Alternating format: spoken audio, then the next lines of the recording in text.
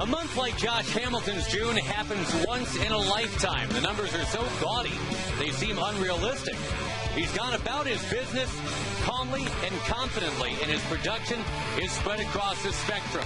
From the tape measure home runs to the seeing eye singles, it has all added up to a 20-game hitting streak. And it's no coincidence the Rangers have flourished during this incredible run. And that is most likely what's provided Josh with the most satisfaction. Tonight, Josh Hamilton and the Rangers try to keep on streaking. They pose a homestand and interleague play against the Houston Astros coming up next.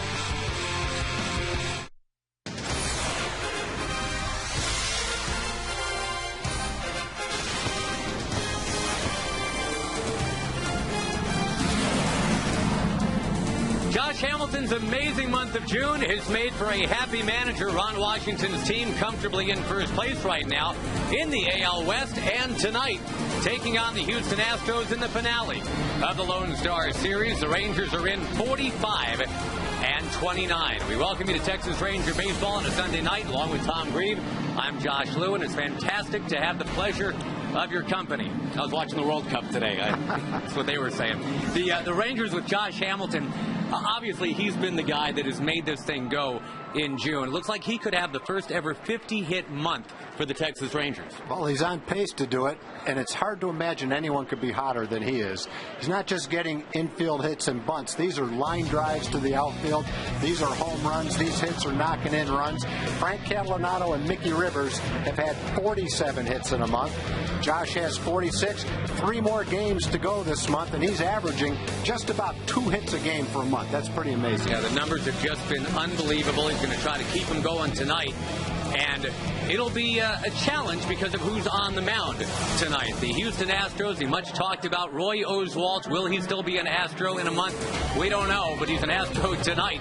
And that's a challenge for Josh and the Rangers. The first pitch actually will be thrown by Tommy Hunter. When we come back, Hunter against Oswalt, Rangers and the Astros next.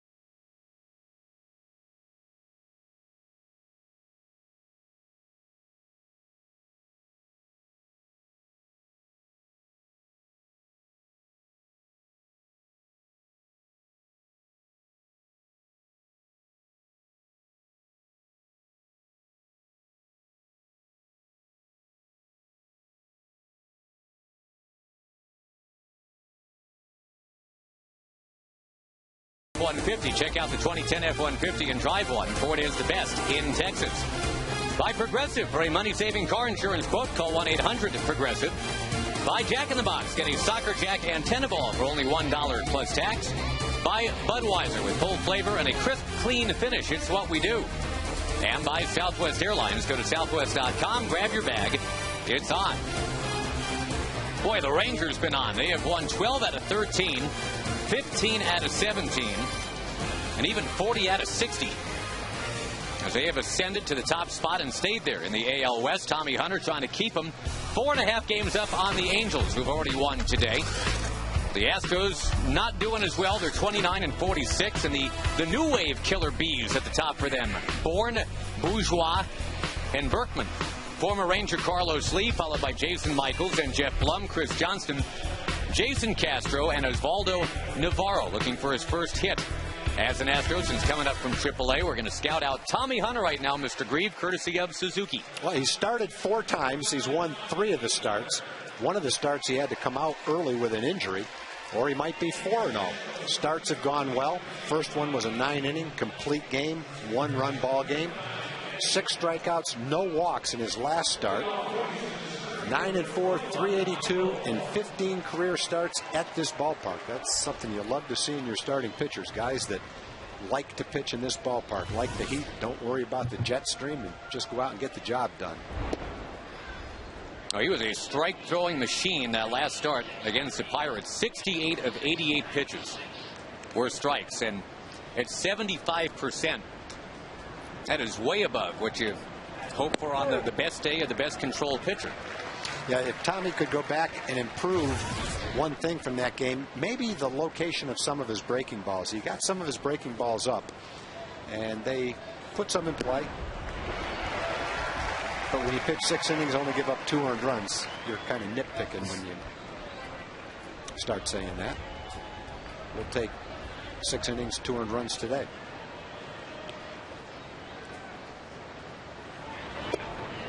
How about 7 innings and 2 runs, which is what C.J. Wilson gave the team yesterday? We'll take that, too. Now, C.J. with 112 pitches. The Rangers with a 7-2 win on a hot afternoon yesterday. Bourne is down on strikes. No hanger there. That was a big-time curveball. First one Bourne had seen. All fastballs until that curveball. With 2 strikes, you're in trouble. First time you see that ball. Rangers have done a nice job neutralizing Bourne in this Lone Star series. He's just 2 for 20 now. That one had sharp break to it and an excellent location. Former Rangers farmhand Jason Bourgeois. Mike Riley says that's a strike. Mike Riley's a crew chief.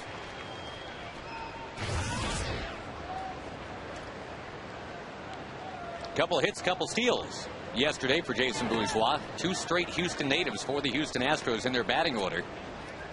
Born out of Nimitz High School. Bourgeois from Forest Brook High School.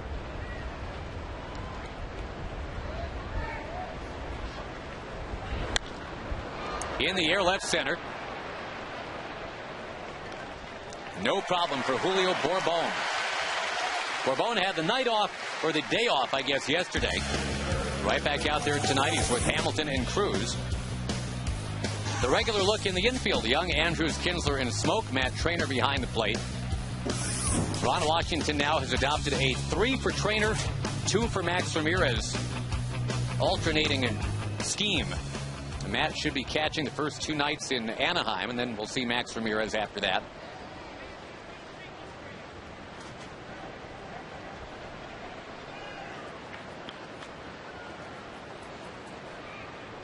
And now what the Astros have in terms of a power threat.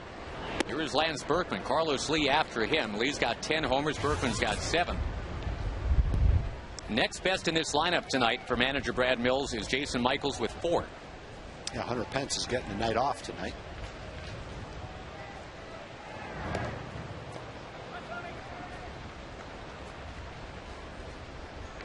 Pence, the Arlington native, played well in the first 2 games of this series. The former UTA player. Speaking of local colleges with initials, TCU honored before the game. We'll tell you more about that as we go forward. outside of Berkman, 3-0. Yesterday, C.J. Wilson gave up a hit, then got a double play, and then with 2 outs, walked Berkman. Tommy on the verge of doing the same thing. 2 outs, nobody on. Fights back to make it 3-1. A couple of college guys having at it here. Lance Berkman out of Rice. Tommy Hunter having gone to Alabama. Lost him. A 2-out walk to bring up Carlos Lee.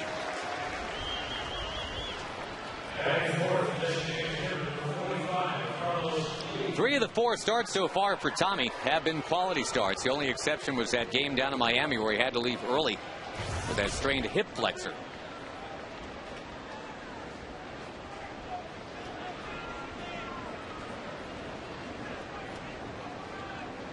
Facing Carlos Lee, who's starting to heat up a little bit. 6-game hit streak. 5 hits in the last 2 games in this series.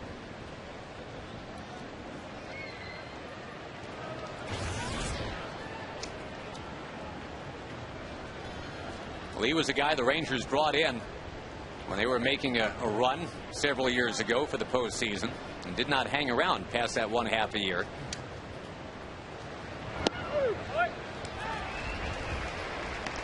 But along with Carlos Lee, along came Nelson Cruz in that deal. The Rangers gave up Kevin Mench, Lance Nix, Francisco Cordero. Those were popular players. Cruz has remained, and he's been huge. Yeah, just Cruz alone made that a great trade. And at that time, Nelly hadn't quite ripened on the vine. In fact, there was a time the Rangers, in sending him down to AAA, had to pass Nelson Cruz through waivers. 29 other teams could have grabbed him. Yes, they could. Thankfully, they did not.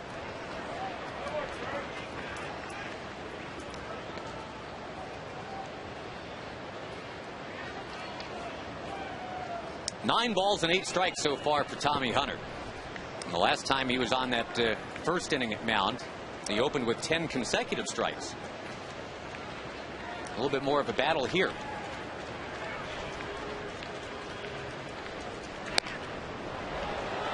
Anyway, nice sized Sunday night crowd. Probably about 30,000 here. That Friday night crowd was fantastic. At that point, the win streak was intact at 11. That's the only loss the Rangers have suffered in 2.5 weeks. That Friday night game here, 7-4.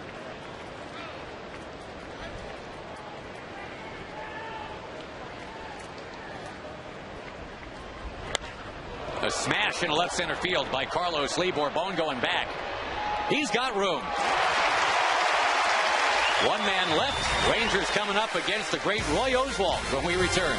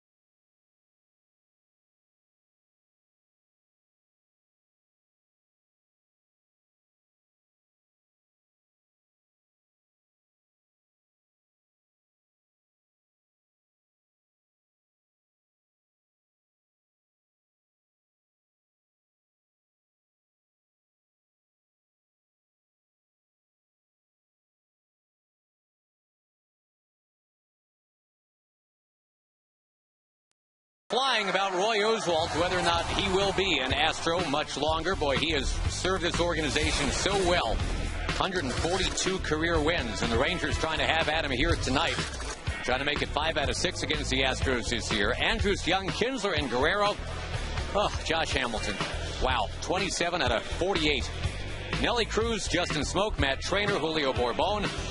And we'll scout out Roy Oswalt, who's a surprising 5-9. The ERA doesn't really match with 5-9. Now he's had 15 starts, and if you just look at the numbers, hits, walks, strikeouts, you'd think he was 9-5 and not 5-9. He's actually pitched much better than the one-loss record. He's allowed 2 or fewer runs in 10 starts, including his last 3. In fact, if you take his ERA and his 9 losses, it's only 4.07. You wouldn't think an ERA of 4.07 would end up with 9 losses, but that's what it's been. And that's the ERA in the losses, which it stands to reason that a guy's ERA in his losses is going to be significantly higher than in his wins. His problem has been in those 9 starts, the opposing starter's ERA is 1.24.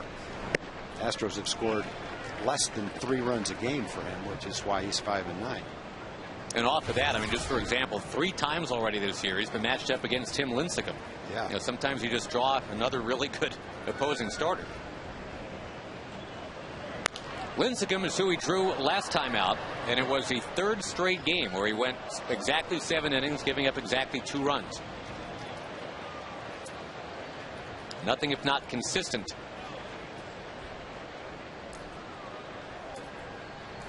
He's also lost his last 4 starts to the Rangers.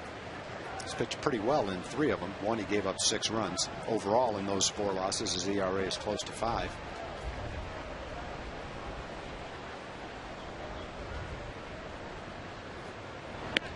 And he strikes out Elvis Andrews. Changeup.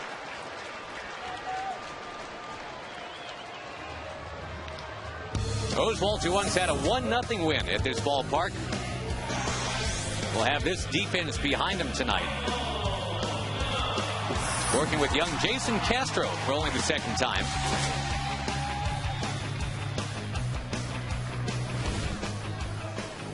Oh, and it's funny here with Michael Young batting, you know, if the media ever goes to a Ranger to say, hey, how'd you like to play with Roy Oswalt? Michael Young's usually that player that gets asked something like that. And that's such a tough place to be in if you're asked, because even though Oswalt is a supremely talented guy, you don't want to knock what's currently here. And you certainly don't want to try to play GM if you're a player. But I suppose the honest answer, who wouldn't like Roy Oswalt, is probably what everybody would say. Yeah, probably be tough to find someone that says, no way I'd want to play with that guy. I don't want the guy with the 3rd most wins in baseball the last 9 years. CC Sabathia and Roy Halladay are the 2 guys that have slightly more.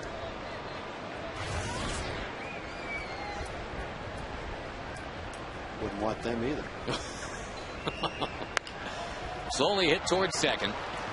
Well, and when Oswalt was first developing, it was Mike Maddox that was there to really watch him take flight. Maddox had just retired as a player with the Astros and was convinced to go to Round Rock, then the AA team, to begin a possible career as a pitching coach.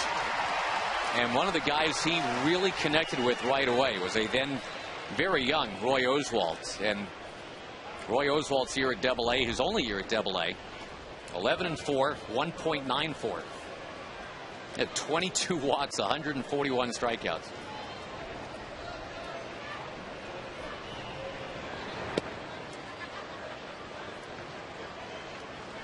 Kinsler has not been scared by the thought of facing Roy Oswalt in the past. He's 6 out of 13 lifetime with a home run.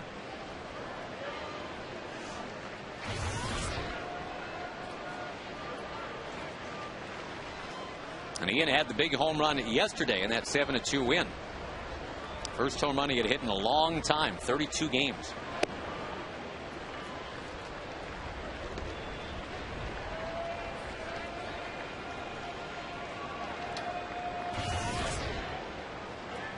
The only game that Ian didn't have 2 hits during those last 6, that's the one he got ejected from.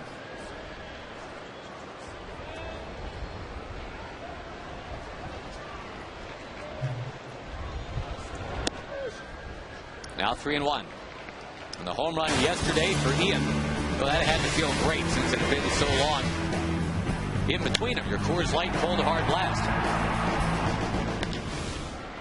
Now back live towards short. The ball skips a little bit on Navarro, but he recovers.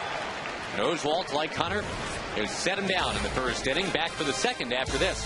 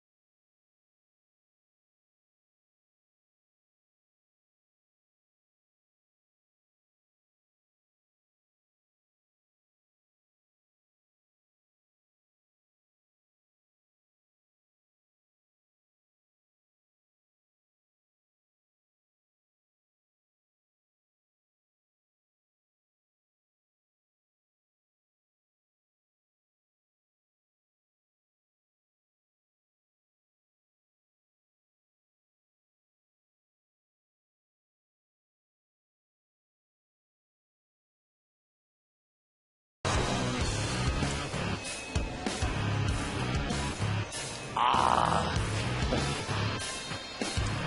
94 degrees at game time tonight. And fans are staying cool, and they're happy that their team has won 12 out of 13 games, and again a 4.5 game lead over the Angels. As the Astros begin things here in the second, we go to Jim Knox. All right, thanks, Josh. Look who we have here in Community Corner tonight. Well, it's Matt Healy from Major League Baseball's pitch, hit, and run, and the competition got down to the final 12 this afternoon, Matt? That's right, Jim. We had the top 12 boys and girls participants from all over Texas, Arkansas, and Oklahoma. Had a chance to come out and compete at the ballpark today with a chance to go to the All-Star game in Anaheim. All right, and these girls competed this afternoon. You also got to meet Josh Hamilton. How was that? He was very nice. Signed the autograph on the shirt. Oh, take my word, that's Josh Hamilton's autograph. All right, well, appreciate it. Enjoy the game. Best of luck, okay? The final 12. Thanks, Matt. All right, thank you. All right, Josh. That's awesome. Thank you, Jim. Popped up, and Smoke will chase it and grab it. That's it for Jason Michaels. Pitchy. That's saying it lightly when you say he got in his kitchen on that one. That hit about 2 inches above his thumb. Michaels hit a 2-run homer yesterday for the only Astros scoring. Hey, were you a pitch, hit, and run guy when you were a kid? I don't think they had it back then. No? No, I don't think they had it. How about punt, pass, and kick? I'm not sure if they had that either way back then. But all my friends and I would have tried anything, so we would have definitely been right in the middle of that. How about rock, paper, scissors? Yeah, we probably did a little bit of that. We did a lot of baseball cards, though. We played blackjack for them, put them in the spokes of our bikes, traded them. They were like our form of currency, so that was what we were into back then. Did you do the one where you press them up against the wall of somebody's basement or whatever, and wherever the cards fell, the one that was closest to the wall, you got to keep both of them? No, we never played that game. We flipped them, heads or tails. You'd flip 10 cards down, so you had 6 heads and 6 tails, and that'd be tough for 10 cards. That would be 12 cards. But anyway, if the other guy matched them, then he won your cards. Jeff Blum sends one in the air, and looking for it up against the glare is Hamilton. He's got it. I just outed both of us as East Coast guys because I just said basement. Basement? Yeah, not too many basements in Texas. Nope.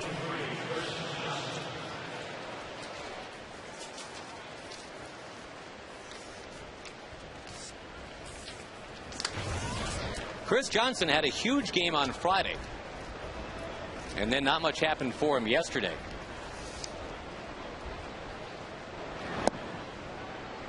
A 4-hit, 3 RBI game for the Astros Friday, that 7-4 win that they had.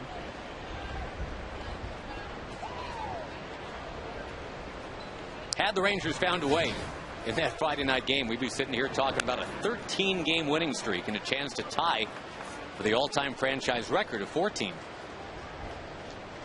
And what's funny about that 14-gamer tag back in 1991, as soon as it happened, the Rangers responded by losing 11 of their next 12. That kind of took the starch out of that winning streak. It neutralized the whole thing. It's like it never happened. That 1991 team really didn't end up doing all that much. I think the stats within the streak are a lot more impressive this time than they were back then. Back then it was just outscoring the other team. If you watched these games, you would have seen some really good pitching, a really good bullpen, good base running, relay plays, plenty of hitting. It was a little bit of everything. It was a much more well-rounded performance to win 11 straight than to win the 14 straight. That was just a team that had some good hitters just pounding probably some mediocre pitchers, if I had to guess. That ball pounded to Hamilton, reaching out, tumbles, makes the catch. Wow. Loses his glasses and comes up with a smile. Got to have a good jump, great speed, and a lot of ability to make that play. No score. He didn't flip once, he flipped twice.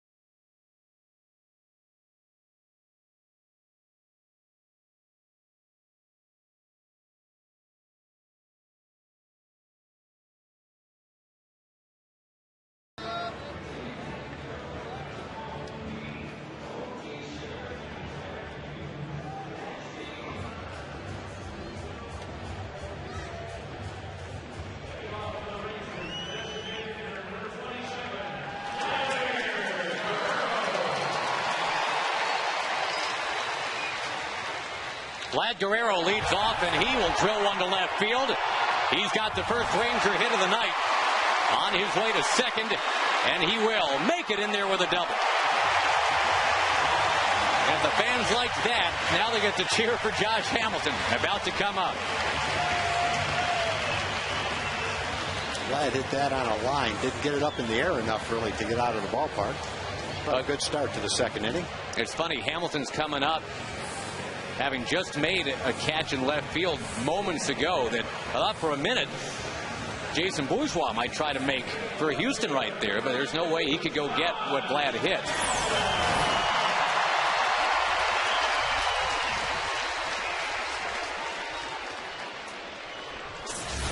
And Hamilton, fresh off the love he just received from having made that great sprawling catch, will take outside for ball one.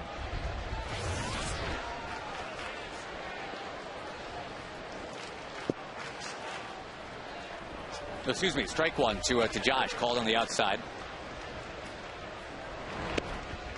Trying to get it there again. Josh with the 20-game hitting streak intact. Oswald has all the pitches. His fastball probably a tick lower than it was in his prime. Used to be 94, 95. It's a little less than that now. Uh-oh. He's done it again. Wow. 21-game hitting streak. Upper tank home run. He is amazing. That's one of the longest balls ever hit in the ballpark right there. Barry Bonds hit one to that same spot in the front row. That ball is 6 rows back, as far to the left in the upper deck as you could hit one. And that ball, if it didn't hit the upper deck, might have gone all the way over the seats in left center field. That was a long one right there.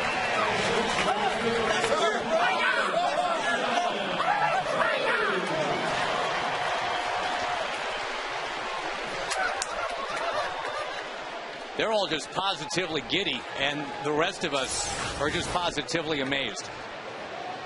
Well, that's not going to get Josh out very much. That is not where Oswalt was trying to throw that ball. Threw him a couple of change-ups to start him out, trying to get a fast ball in, and it never got there. That's one of the balls he was hitting in the home run derby in Yankee Stadium right there. I don't know what they'll measure that at, but that's 475 feet easy. It's tough to follow that act, no matter what Nelson Cruz was going to do. He grounds out for the first out. And, Tom, you're right. I mean, we've seen upper deck home runs, but we usually never seen one there. No. Never seen one in that part of the upper deck.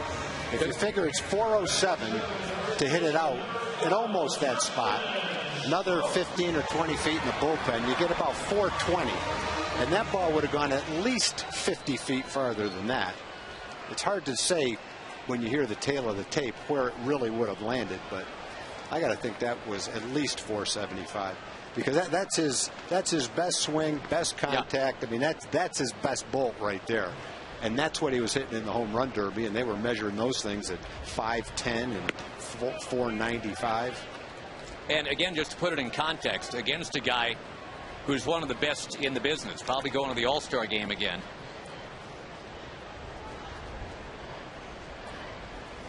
So now he once again is a 500 hitter on the nose over the last 3 weeks. And I mean, he's very simply doing things that we have not seen done. And we have seen Josh Hamilton at what we thought was his best a couple of years ago.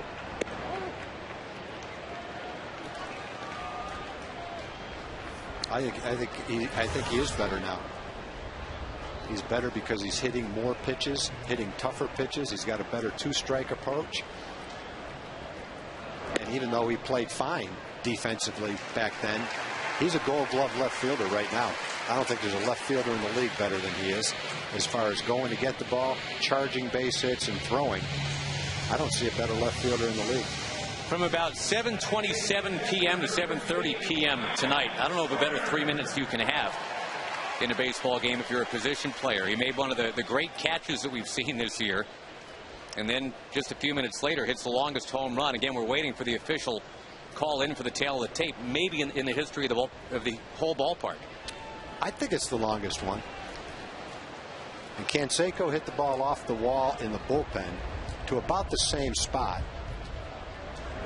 And if Canseco hit the ball left-handed and pulled the exact same shot, I don't think it would have gone where Jot's ball went. All right, they're going to give him 468, which puts him 12 feet away from Canseco's. Yeah, I think they shortchanged him.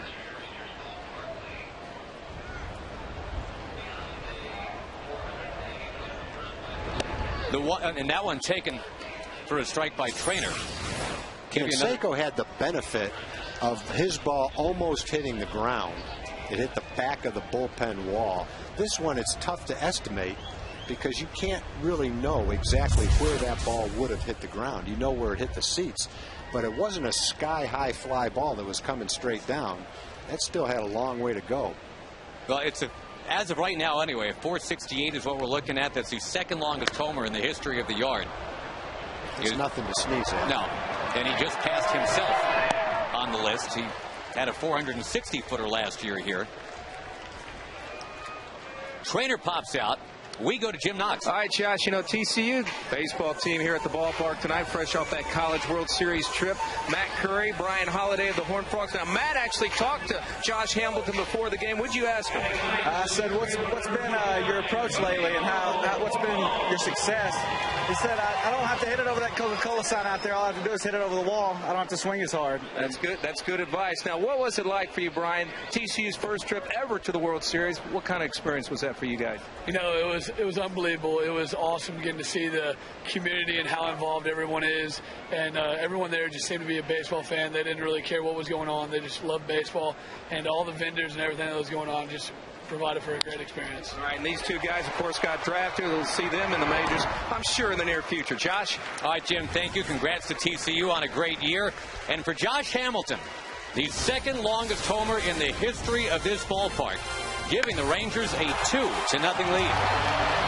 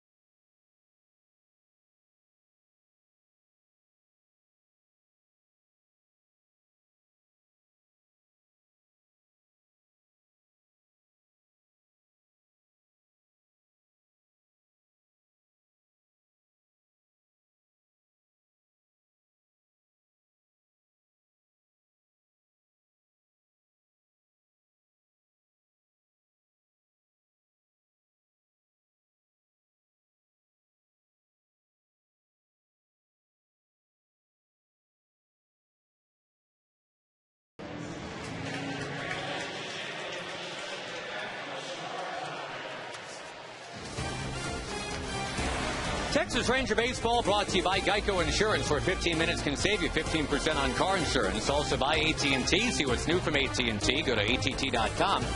And by Whataburger, just like you like it.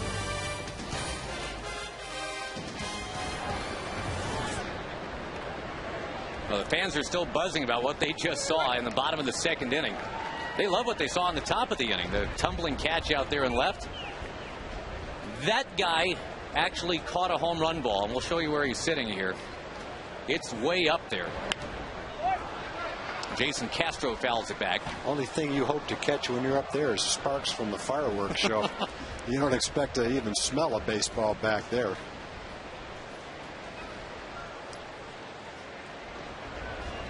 That is every bit of a 21-game hitting streak now for Josh. That was home run number 18 this year. That ball rammed into right by Castro. Their top prospect, good-looking young catcher.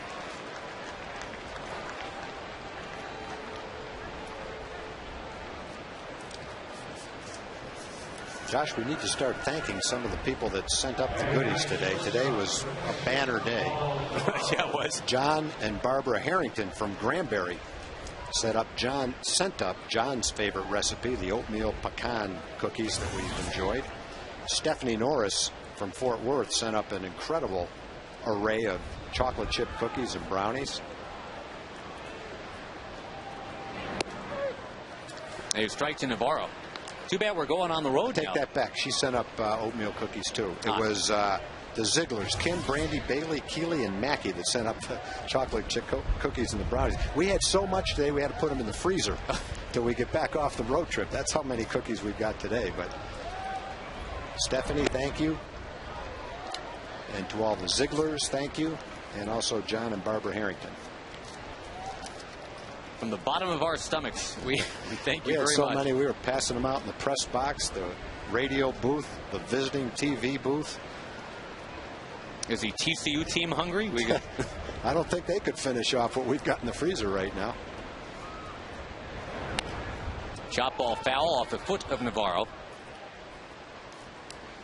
That's pretty cool that the Rangers were able to get the TCU guys here right away, nice. And that they all came out, looked great in their purple polos and the khakis. Yeah, they look great. Jim Schlossnagle and his staff did an incredible job. And a lot of credit obviously goes to the players and the leadership that the seniors showed, the way they played. Incredible season. End up one of the top 5 teams in the country.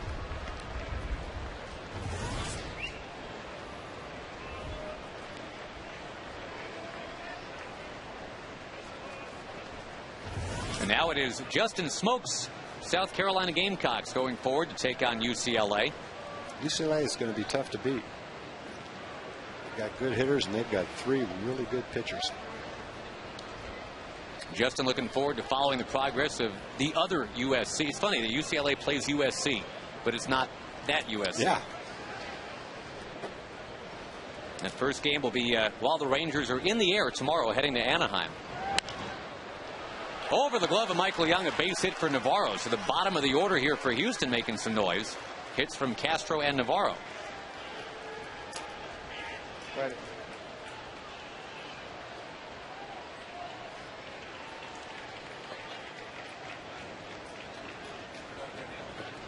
Michael Bourne will be coming up. We go once again to a man on the move, Jim Knox. All right, Josh is calculating this off. 473, 75. There we go, 76. Okay, here's Jesus from Garland who caught the ball. On phone still taking congratulatory thank yous. And how far do you think it went? I didn't think it was this far, you know. Yeah, when the ball was coming to you, what were you thinking? I didn't think it was going to make it this far. I was surprised I actually caught it because I closed my eyes. There you go.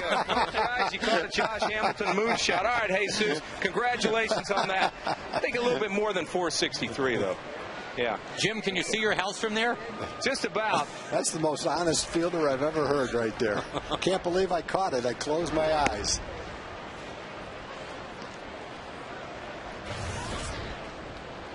Oh, and you called it. That was the kind of homer that captured the attention of a nation a couple of Julys ago, that home run derby in New York. Yeah, he had a lot of them. I'd say he hit 15 of them just like that, though.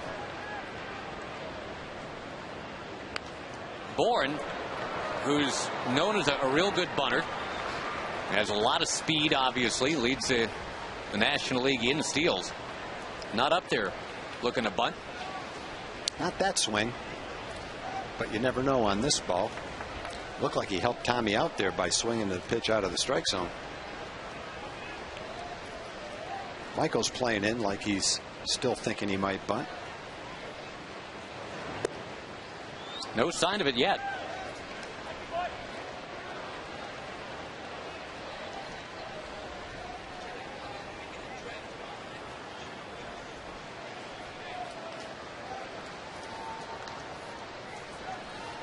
Again, the Rangers trying to follow a 7-2 win from yesterday. Ian Kinsler had the big homer in that one. That was a 360-foot homer, by the way. Again, if you're just tuning in, Josh Hamilton, an eye-popping 468-footer. He's now hitting 375 at home for the year. The record for this ballpark is 370 for an entire season. Rusty Greer did that in '97. Slowly hit. Kinsler got one. They got a shot for 2 now. Got him in the hot box with an eye at the runner at third. The tag, and it is a double play. Good job right there. They had their eye on the man at third all the way. He couldn't go anywhere. Ian froze the runner, didn't have time to run him down and throw to first, otherwise Bourne would have beaten the throw. So he threw it to first when he had to get Bourne, knowing that the runner at first, Navarro, was trapped and couldn't get out of the rundown. That's an unlikely guy to hit into a double play. See, Elvis checks the runner, knows there's no play, checks again just to make sure, and yeah, that's... You don't expect to turn 2 with Bourne at the plate, but they did.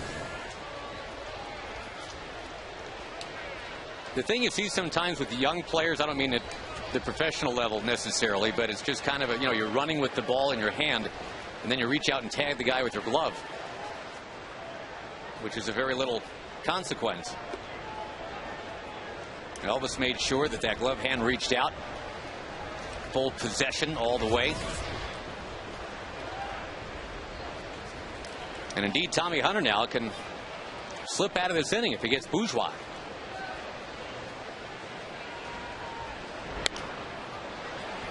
Bourgeois, the second-round pick of the Rangers back in 2000. That was the year the Rangers went with a high school catcher out of Hank Blaylock's high school, Rancho Bernardo in San Diego. Scott Hurd was their #1 pick. Chad Hawkins out of Baylor was next. Then Bourgeois. Then a guy named Randy Trusello. Then a guy named Chris Russ. None of them made it. And finally, their 4th-round pick, Lance Nix, of course, ended up playing for the Rangers for a bit.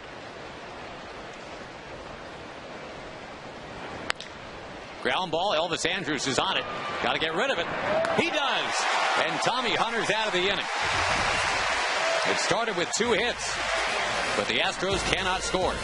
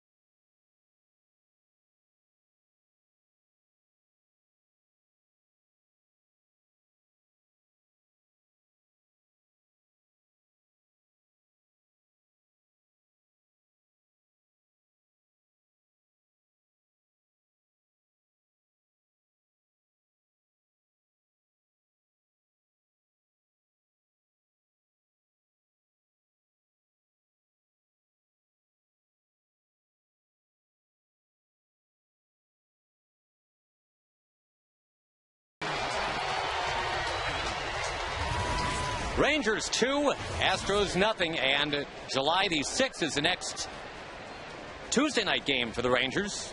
That's where you can get 1 free kids 13 and under ticket with every full price adult ticket purchased in select seating areas. Rangers and Indians on July the 6th. Go to TexasRangers.com/eSavers.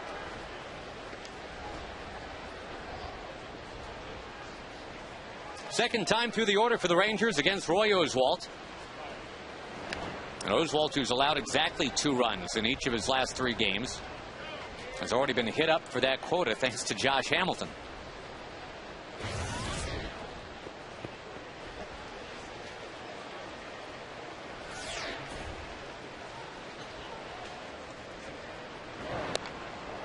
Little cue shot towards first.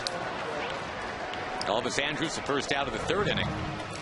Oswalt has a terrific array of off-speed pitches. He's a power pitcher still, but he's got an excellent changeup, slow curveball, slider, cutter. Fastball now, at least today, is 91-ish, 92-ish. I'm sure there's times where it's a little higher than that. He really knows how to pitch. Excellent control. Made a mistake to Hamilton, though, and that's probably one of the 4 or 5 players in the league you can't make a mistake to right now and expect to have anything but something bad happen. Oswalt, originally a 23rd round pick of the Astros out of junior college, and did not sign his contract. He went back to school figuring, hey, if I get better, the Astros either have to pony up to get me to sign, or maybe somebody else drafts me instead. And he says his first game of his sophomore year, there was 1 scout in attendance. But by his last game, there were 37 scouts in attendance. And the Astros, who still had his rights, said, well, tell you what.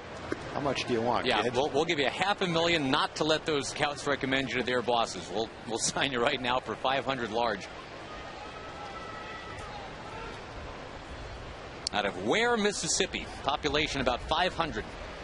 You know, at one time the Astros had Oswalt and 2 other guys who were like around, Tim Redding was one, around 20th round draft choices in their rotation.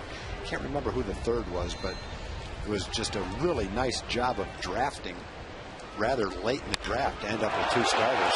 Michael Young with a cannon shot to left. Gone!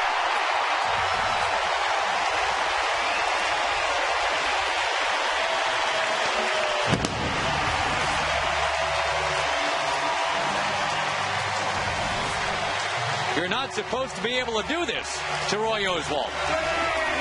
Well, the Rangers are going good. And when you make a mistake, they make you pay for it. And Oswalt made a mistake with his fastball to Josh. And that's a changeup that comes toward the inside part of the plate. And you'd have to call that a mistake to Michael Young. I doubt that that's where he was trying to throw the changeup. Michael was right on it. High changeup on the inside part of the plate.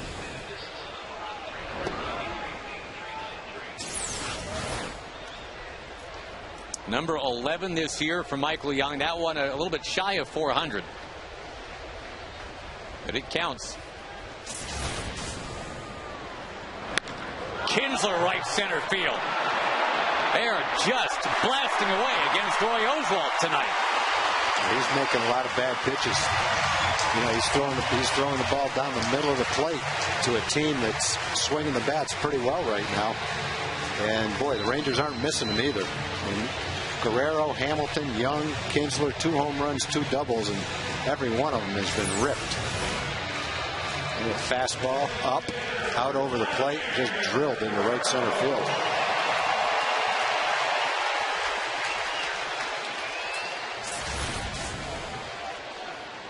Young's got a homer already. Kinsler's got a double. Guerrero's got a double. Hamilton's got a homer.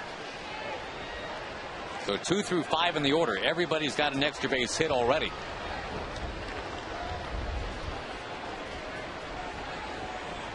Vlad hit a double on the first pitch he saw in the second inning.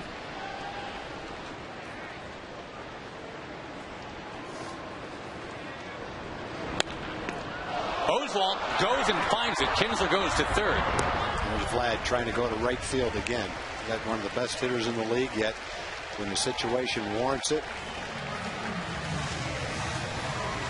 Actually, there's 1 out. I take that back. With no outs, he'd been going to right field, but trying to go back up the middle with it to get a base hit.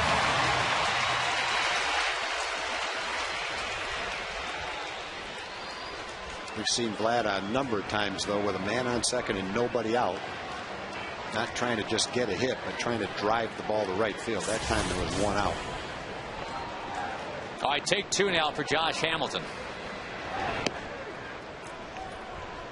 Dialed it way down on that big breaking ball. Josh, again, in the second inning, second longest homer ever at Rangers Ballpark in Arlington.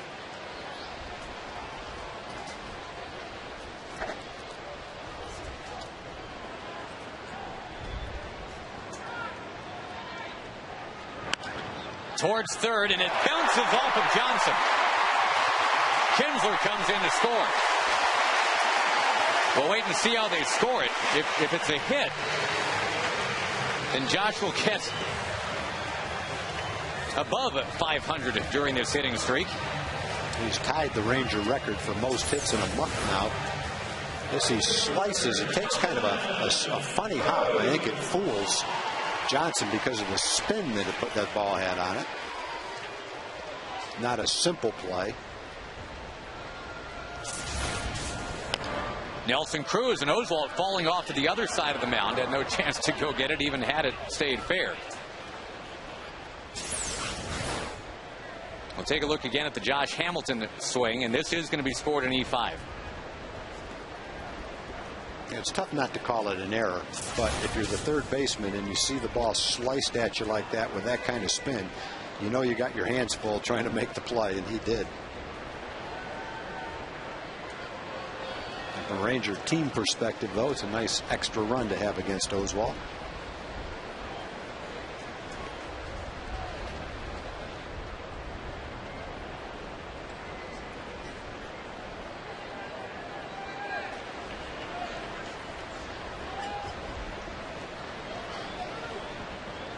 Cruz had a 3-hit game yesterday.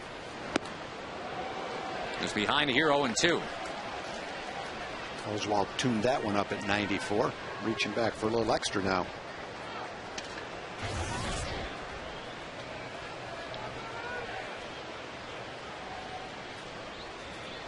He's not used to getting hit around like this. His ERA on the road this year coming in tonight was 1.5. But the Rangers already lead 4-0 tonight in the 3rd inning.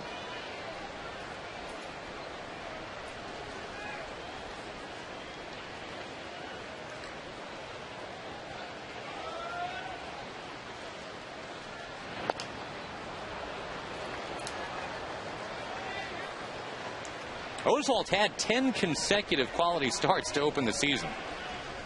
Talk about bouncing back. Last year, down year for him. First time his ERA was in the 4s. He dropped from a 17-win guy in 08 to an 8-win guy in 2009. He had a ton of no decisions last year. Yeah, this year he's had 14 decisions and 15 starts, the exact opposite. Yeah, last year through 15 starts, he had 5 decisions. This year he's got 14. Right, threw him almost a blooper ball right there. Nelly waited just long enough to cue it foul off the end of the bat, 64 miles an hour.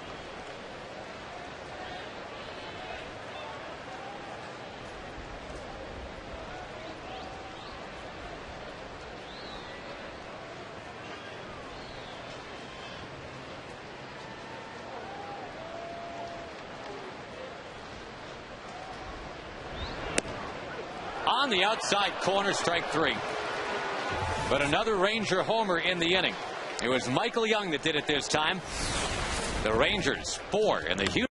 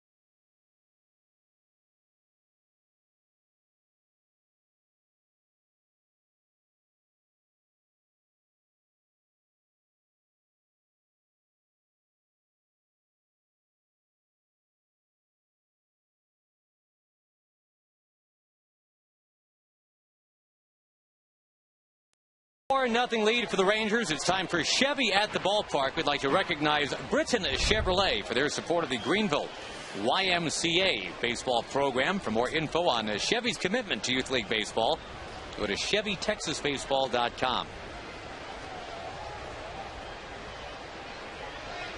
Tommy Hunter, who is undefeated this year up here with the Rangers, been given a 4-0 lead to work with tonight. He's got to face Lance Berkman, though, and then Carlos Lee.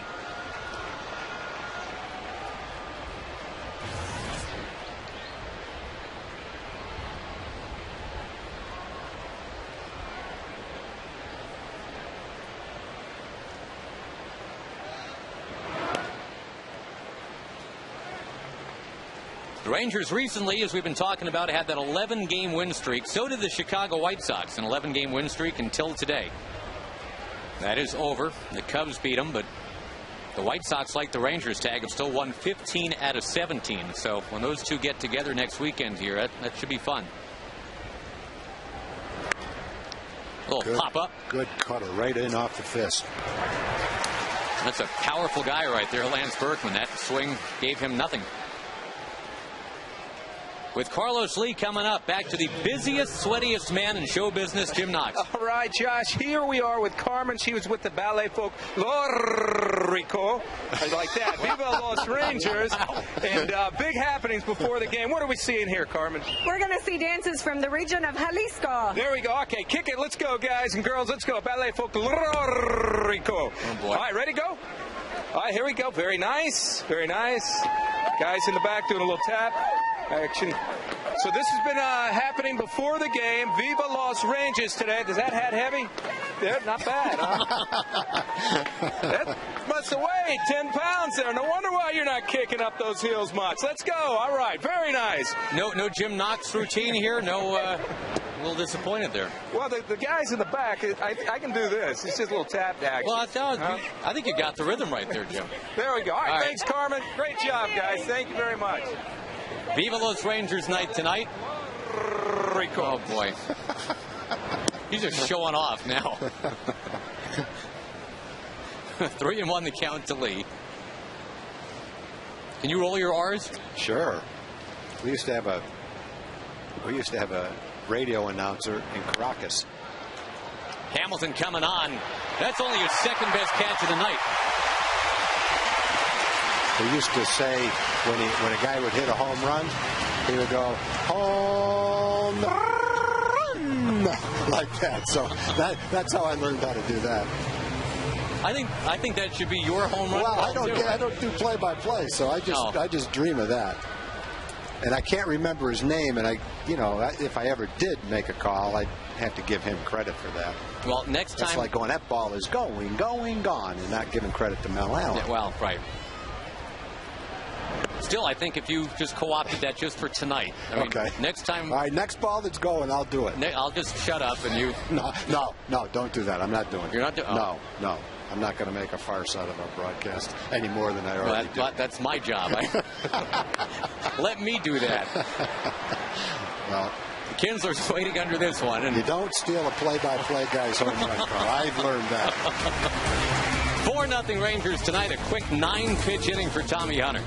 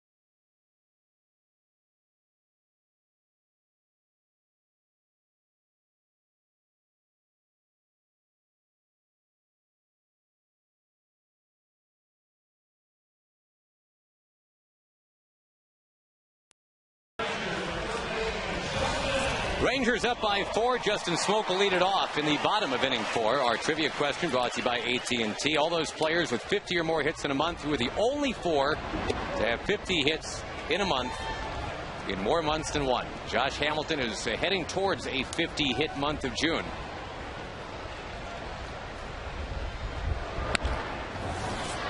Would have been 48 hits now. Had the scoring decision been infield hit in the third, but as you said, Tom, that looked like an error. And yeah, it was a tougher play than it looked like because of the spin on the ball, but I think you had to give him an error on that.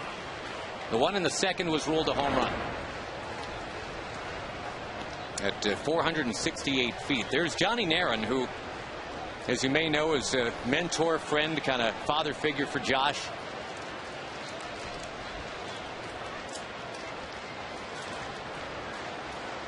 And a really good baseball man, too. Smoke down on strikes.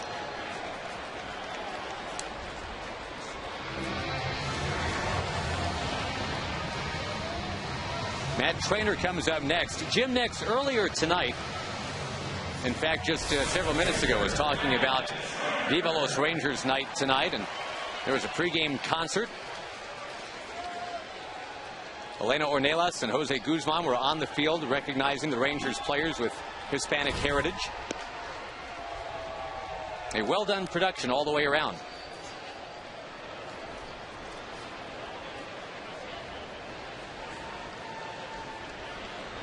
Flags of the countries that the Rangers players represent were all down there on the field.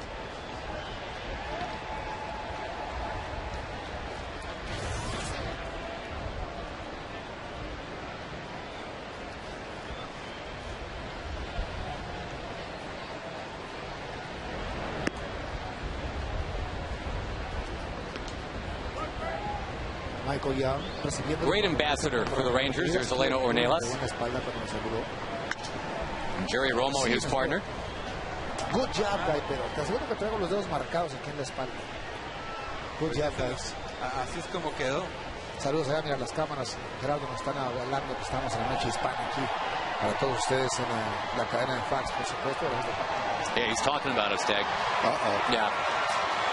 2-1 pitch to Trainer is down and in. Eleno has served, of course, as the interpreter for a lot of the Rangers players for many years. And what we're learning more and more about with Vlad Guerrero is pretty much, in large measure, courtesy of Eleno.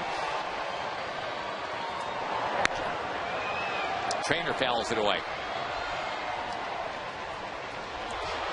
Now, speaking of Vlad Guerrero, next Ranger game is in Anaheim on Tuesday, and what a show that should be. What a tremendous ovation he should get from those fans when he takes the field Tuesday night. Trainer zaps one into left center field. That ball travels pretty well. Matt Trainer is on his way into second base. It's an automatic double as it bounces out. That's pretty much the same ball he hit in Florida against the Marlins. That's right. About 400 feet to left center field. Again, that was one of the biggest hits of the year for the Rangers to win that game. Trying to get the ball away. It's right down Broadway, center square. I think that's hurt Oswalt today, the location within the strike zone of a lot of his pitches. That's the fifth hit. 3 doubles and 2 home runs, and they have been well hit, every one of them. Glad to report that fan is okay, apparently, after the ball bounced out there.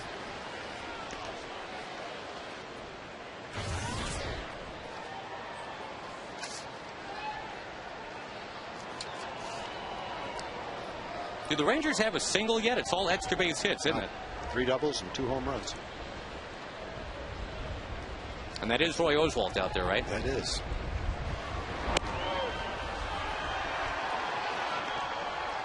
But it just really shows that even a pitcher with his quality, if he doesn't make good pitches consistently, is still going to get hurt when you throw the ball near the middle of the plate, especially against a team like the Rangers who are swinging the bats. Bourbon will smack it foul. Earlier today, the Angels over the Rockies 10-3. They had a grand slam from Brandon Wood in that game. Just his 3rd home run of the year. So for the moment, the Angels are 4 back to the Rangers. And again, the Rangers and Angels play that midweek series against each other coming up.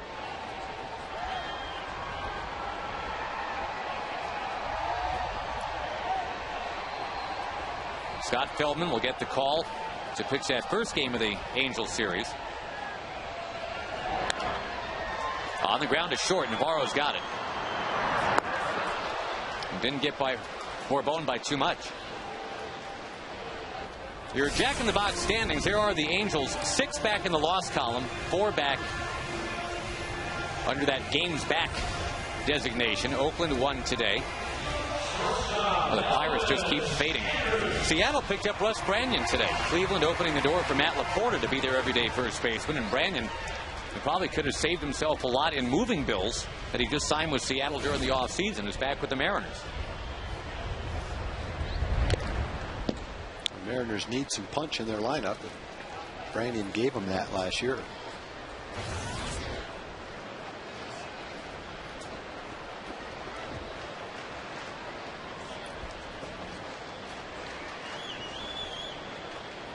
Andrews 0 for 2 so far, but has been playing very well of late.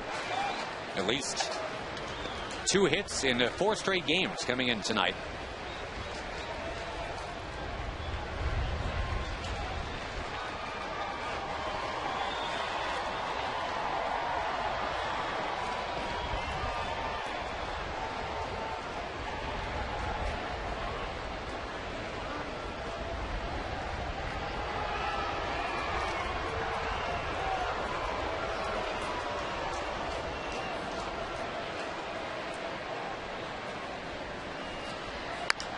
Towards right and barely foul. Be careful. We talked about this yesterday a little bit, that Elvis, since he's gotten going again, 9 for his last 19 now after a 3 for 30. It's a lot of hitting the ball the other way.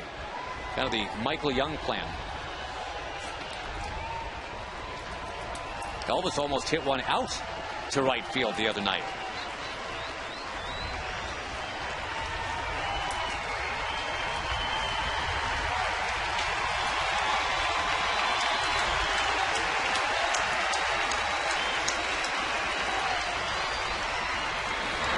To right field. Harris shooting down for a base hit. Trainer comes in. 5-0.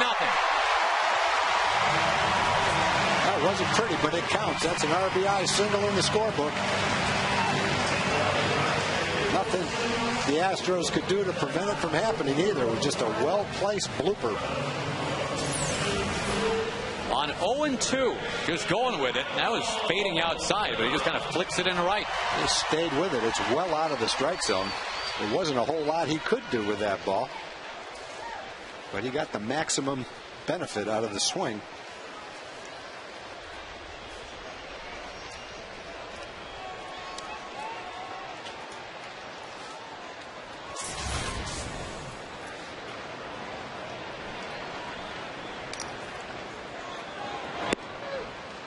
That's taken for a strike by Michael Young. Michael with that home run to left last inning. He's now 10 for his last 21 at-bats. He's 10 for 21. Elvis was 10 for 21 coming into the game. Yeah. Josh is 500 or whatever he is. A lot of hot guys. Elvis was on the run, and this ball caught. What a play and right by Jason Michaels. Otherwise, that's another run. Young is robbed, but the Rangers do extend the lead to 5-0 over Houston.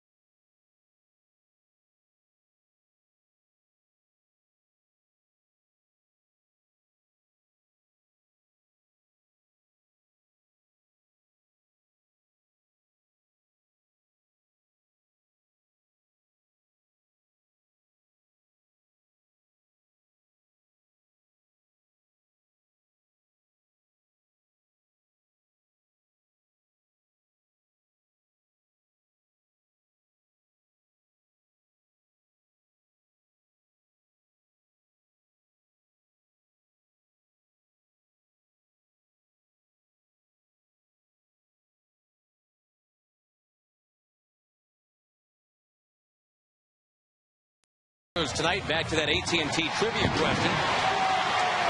Talking about the Major League players who have had 50 hits or more in a month, and the only 4 to have done it more than once. Now, some names that you probably would have thought about. Ichiro and Pete Rose, who's, I thought he couldn't come to game. Oh, no, it's not the real Pete Rose. Billy Williams did it twice. Hank Aaron did it twice. Steve Busby is visiting with us in this inning. Now, you pitched to Hank Aaron, right? I did. Yeah, we got Hank was in his final tour back in Milwaukee around the American League that time in 1975, I believe it was. That was quite a thrill. I really enjoyed that. Watching him for all those years and all those important ball games, well, he was something. All right, speaking of home run hitters, and we usually get you in here to talk pitching, but sure. I'm sorry, Josh Hamilton hit one that we're told was 468, and whether it was 460 or 490 or whatever, it was that one of the more impressive ones you've seen? It was rocket assisted, Josh. I thought it got out there and just took off again. If the guy hadn't caught it, it would have put a hole in his seat. Kinsler with a dive can't get it. Jeff Blum is on with a base hit. What's the longest ball you ever gave up, Buzz? Did you ever give up one like that? Oh, yeah. Yeah, Jim Rice got me in Boston one time. You know where the flagpole is there in center field? Went right over the flagpole. Wow. Yeah, and that used to be the sign in center field. Used to be a Gilby's Gin sign on the roof across the street. Rattled around in the superstructure over there for a while. Good job, Buzz. Thank you. I was kind of proud of that. Well, kind of on that same subject, Jamie Moyer today gave up career home run number 507. That's a major league record, most home runs given up. I would suggest you got to be a really good pitcher to be around that long to give up that many home runs. I mean, if you look at the list of the top 10 guys who have given up home runs, it's pretty much all Hall of Famers on that list. Sure. Well, you got to pitch a long time, and I'm sure Fergie's up in there. Yep, Fergie's on there. It's pretty impressive. That and throwing a lot of strikes for a long period of time. Infield, the double play depth. Chris Johnson sends one up in the air. Borbone going back, still going back, and will make the catch on the track. The second well-hit ball for Johnson. He's the one that hit the line drive that Josh made the spectacular catch in the second inning. He gives that one a pretty nice ride, too. With all the attention to Hamilton and the hitting tonight, Buzz, a night like that, no matter what Tommy Hunter does, unless he throws a no-hitter, it kind of goes unnoticed. But again, he's pitching real well. Yeah, and that's the kind of pitching staff I think the Rangers have, and I don't think they mind. Let the offense go ahead and go crazy here at home, and just be steady out there and throw your 7-8 innings, whatever it takes, get a W, and go on to the next game. Because they really don't have anybody on the pitching staff that you'd watch and say is going to light up people's eyes when he pitches. Occasionally Kobe Lewis will have a kind of game where he strikes out 10 or 11 or 12, and CJ has the ability to have big strikeout games and low hit games. But for the most part, you get guys that, the more unnoticed you go, other than getting a W, I think the better it is. But wasn't that the way it was? I mean, I wasn't here, Buzz, but when the Rangers had the run of 3 playoff seasons in 4 years, it was Pavlik and Helling and Ken Hill and, Aaron Seeley and John Burkett. Yeah, same kinds of guys. Good team ERAs, not the best, but good ones, and very consistent. Always had a good closer. That ball's going to loop in the left from Castro, who's now 2 for 2. Bottom of the order doing the most damage here against Tommy.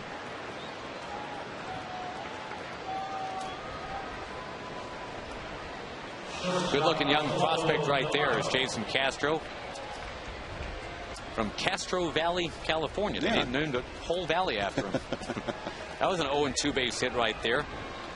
Elvis Andrus had one of those for an RBI in the bottom of that 4th inning. And Buzz, I'm sure you've noticed Elvis with that right field approach. Boy, it's working. And he's gotten real right field conscious now, I think, Josh. And that's part of getting out of the little downturn that he was in.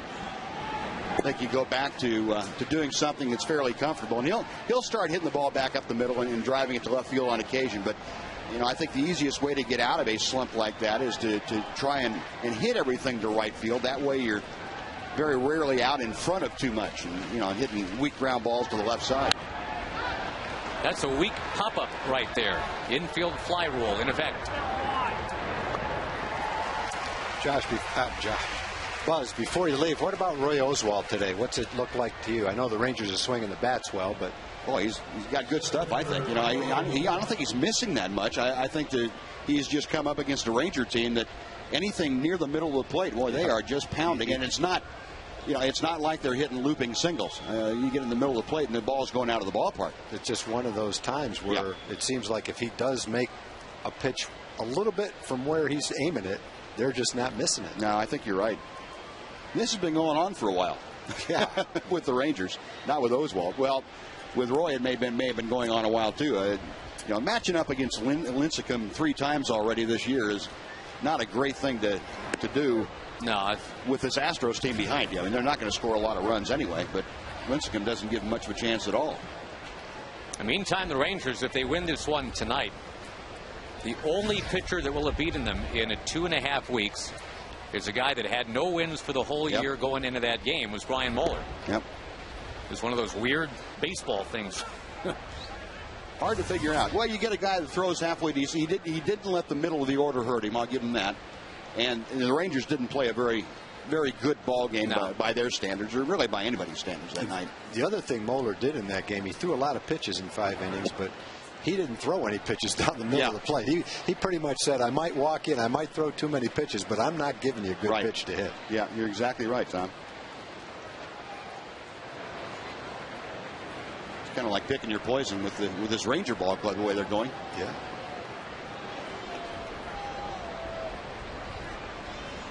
Counts 2-1. Tracker would say it's a little better than 2-1.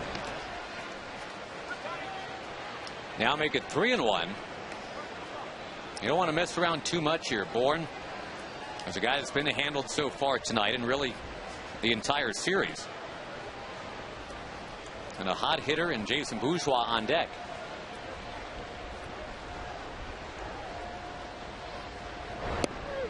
That's in there. 3-2. The runners will get going now. And by the way, Steve Busby will be on Rangers Live when the game is over. Please stay tuned for that.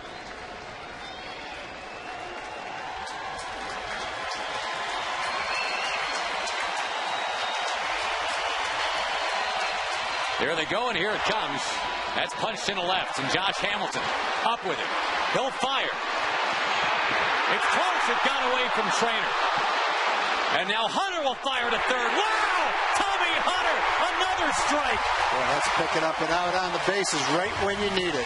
What a throw from Josh. What a throw from Tommy. That would have been the trifecta tonight from Josh Hamilton had he gotten the outfield assist. Tommy Hunter gets an assist instead. It is now 5-1. Buzz, thank you for your time. All right, guys, thanks. See ya. Bye.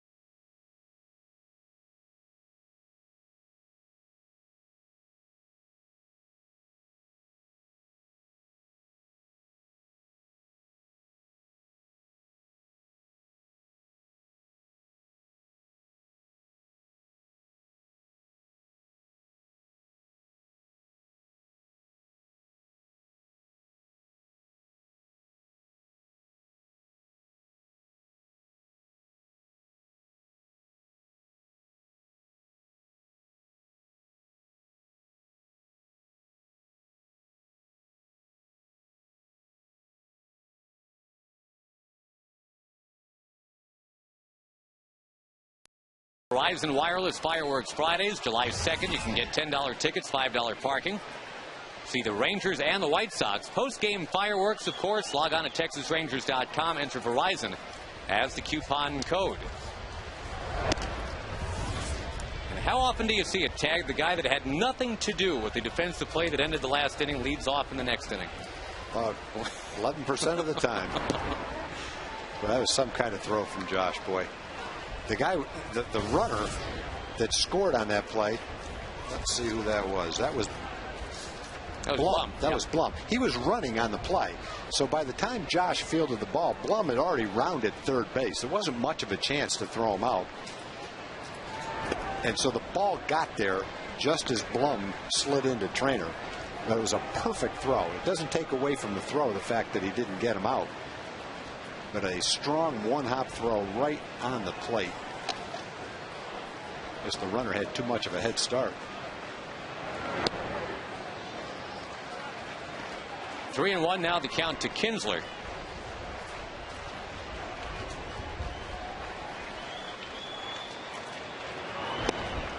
Well, this is some kind of battle here for Oswalt, having to deal with Kinsler, Guerrero, and Hamilton this inning. We'll take you back to that play we're talking about. Look at it from Tommy Hunter's perspective.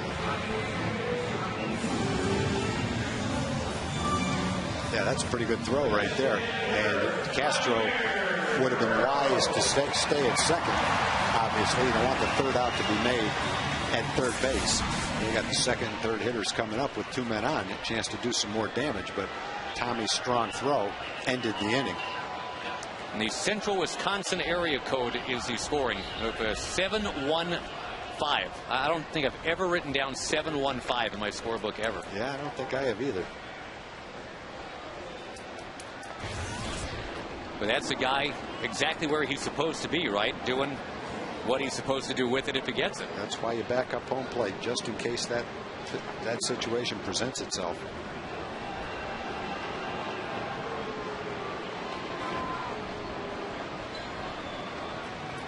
A lot of times the same guys tend to be in the running for the Gold Glove year after year. Torrey Hunter and Ichiro come to mind right off the bat.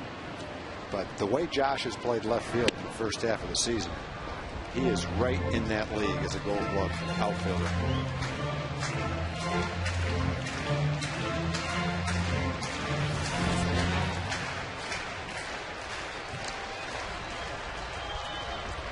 Vladdy's hitting .373 at home this year now. And so is Josh Hamilton. And speaking of Josh Hamilton, can't throw it any better than that. Nope.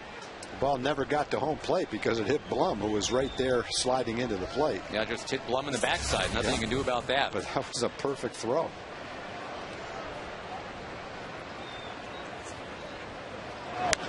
Guerrero in the air to center field. Didn't get it. Nope. But Bourne has got it. And now Josh Hamilton comes up looking for an encore performance. Updating what we talked about right at the top of the broadcast tonight, the Ford leaderboard. Josh Hamilton now has moved into a tie with the Cat and Mick the Quick. Frank Catalanato and Mickey Rivers, the only other Rangers to have a 47-hit month. Catalanato did that in a 30-game month of August. It was a 31-game month of August for Mickey Rivers. And Josh Hamilton has done this in so far, anyway, 25 games in June.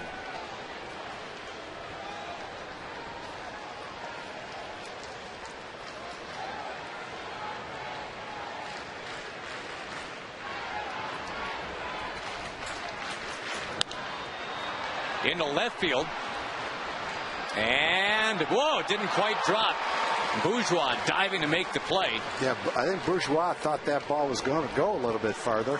And he came in like he was going to make an easy catch and then realized it's fading fast and had to use his athletic ability and his speed to catch it. If Josh Hamilton hits it these days, the general rule of thumb is it's going to go a pretty good distance, but you're right, he had to make an adjustment there. It was almost a hit. He made a nice comeback and a nice play. And it's like disappointing now that Josh's batting average during this streak is now toggled back under 500. Cruz with a foul.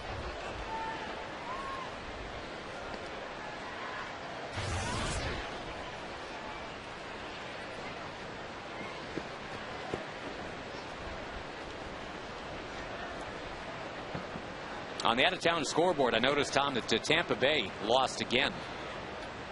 2-1 to Arizona. There was some pushing and shoving in that game, too. The Rays are starting to get frustrated with each other. They're 12-19, actually 12-20 now in their last 32. And B.J. Upton and Evan Longoria get into it in the dugout. That's never a good thing. Those are the signs of some frayed nerves. Tampa Bay started this year, 32-12. And since then, they're 12-20. And the Yankees keep on winning, though they did not do that last night. The Dodgers got them last night. And they're playing again tonight. Red Sox won today, so Tampa Bay's in third place now. Boy, it looked like they were going to run away with it there for a while. Which is why, again, we kind of tapped the brakes, even though it's awesome that the Rangers are 4 games up right now. There's a lot of baseball to go. Taken inside corner for a strike.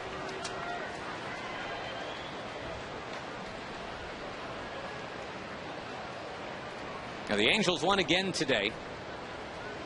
Seattle lost to Milwaukee 3-0, and that Chris Norvison, the guy that beat the Rangers at the start of that last road trip, their only loss on that trip, he got the win, the shutout.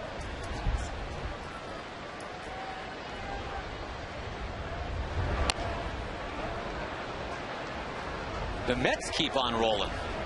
6-0 over the Twins today, and with the Tigers winning, the Tigers get back to within a half a game of first in the Central. We mentioned the White Sox lost, though, stopping their 11-game winning streak. They stay a game and a half back.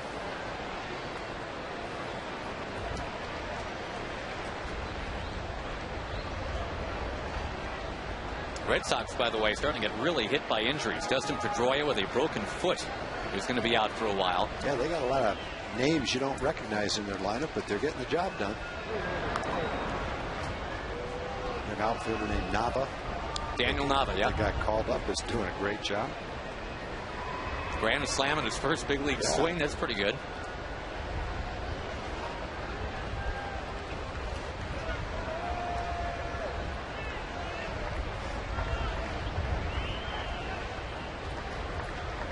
Long at bat here, Oswalt and Cruz.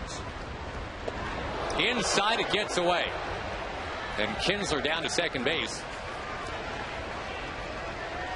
Thought for a moment it might have hit Nelson, but I guess it hit the catcher instead. Wild pitch.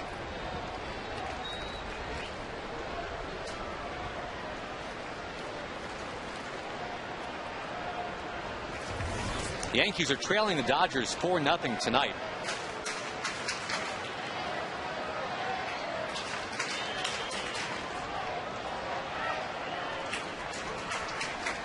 The Yankees, the only team right now with a better record than the Rangers in the majors, and only by a game. So if that score stays and this score stays, the Rangers will hit the road going to Anaheim tied for having the best record in baseball.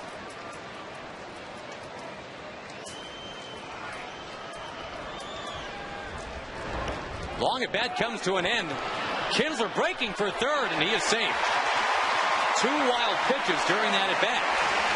That was a great job by Castro to block that ball, come up with it, and almost make the play at third base. It was a tough ball to block. Bounces way out in front of home plate. Actually had to double clutch because Nelly was on his way to first base, it looked like.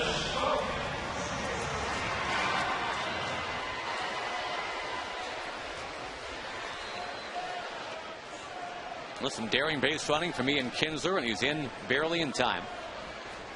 Rangers have Oswald's pitch count up around 85 pitches right now in the 5th inning. Breaking ball for a strike to Smoke, who has not put the ball in play yet. Got a walk and a strikeout.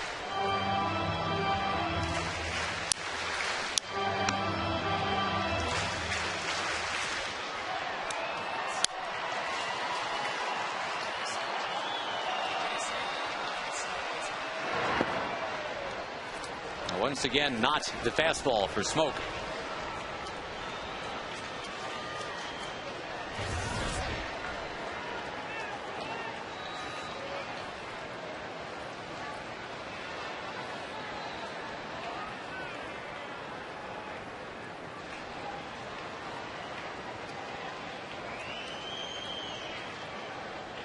Rangers looking to break it open here if they can against Roy Oswalt. Last time he pitched here, it did not go well for him. That was actually summer before last. Probably the worst game he's had against the Rangers, giving up 6 runs in 6 innings. Well, this year, he's given up 6 runs once, 4 runs once. Other than that, it's been 3 runs or less, usually 2 runs or less. Well, this is a pretty good output for the Rangers to have 5 against them. That one just slipped away from Oswalt. Been a long inning for him.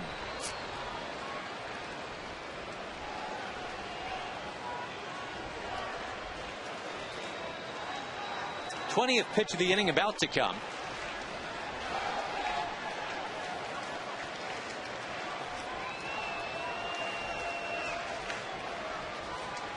Rangers scored twice in the second, twice in the third, once in the fourth. The Astros came back with 1 in the 5th, but what could have been a little rally fizzled when Tommy Hunter, backing up at home plate, threw out Jason Castro at third.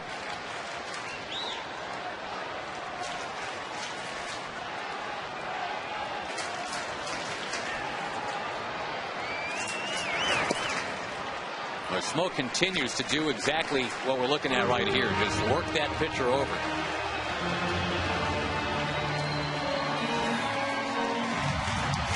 Clint Hurdle's a happy hitting coach. Since the end of April, the Rangers are hitting .300 on the button. And for the year, they've got the best batting average in the major leagues now. .282.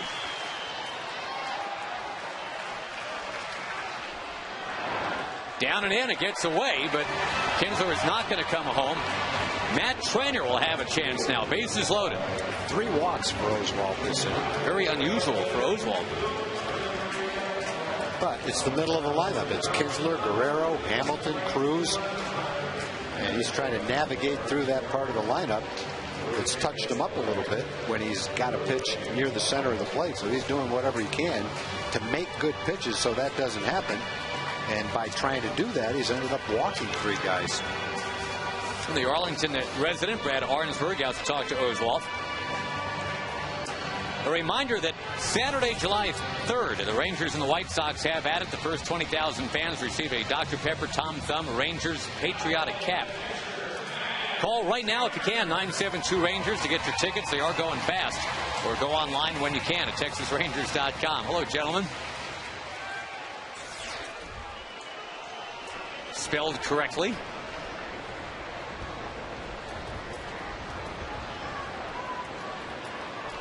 All right, now here's Trainer.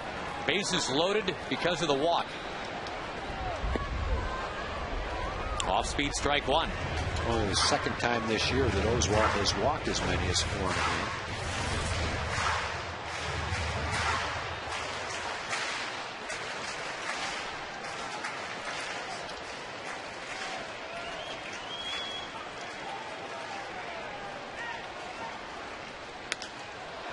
Trainer, who blasted away for a double last at bat. We've seen a few 0-2 base hits in this ball game. 3 of them, actually. Let's see if Trainer can supply the 4th.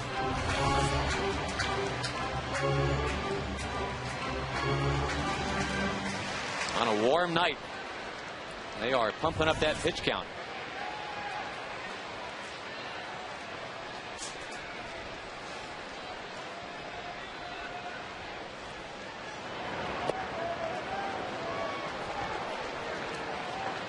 Oswalt going with a lot of off-speed stuff. There's the Dallas native Chris Sampson getting ready.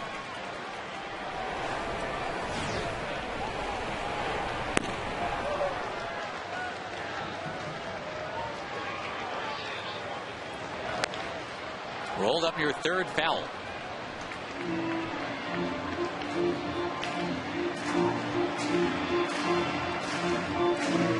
Yes, Josh Hamilton's hit streak has rolled to 21. Yes, Tommy Hunter is pitching well. Yes, it's another big crowd tonight, and the Rangers are in the lead.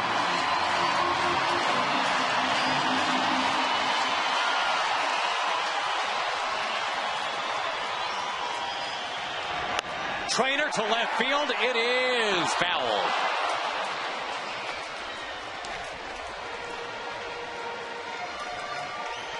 again, lots of just off-speed and braking stuff here being thrown up there by Oswald now.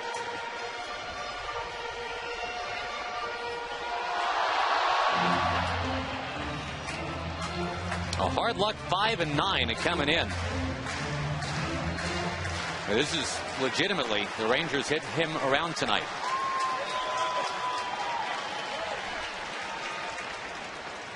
There's a fastball.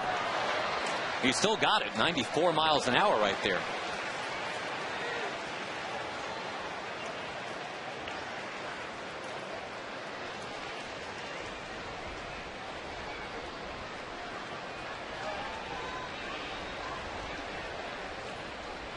Wants to make sure of the count. It is 1-2.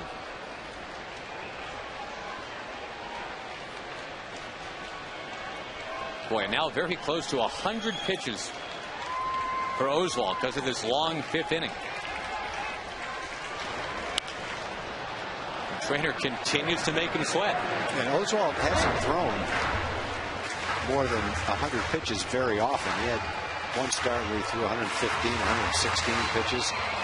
And other than that, a lot of times he's right around 100, a little bit under it. So jamming this many pitches with this much effort into a short period of time, this will probably be it for him after this inning.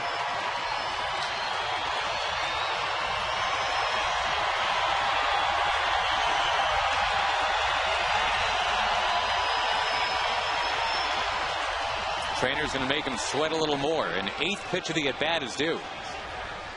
Smoke, Cruz, and Kinsler are on, all because of walks.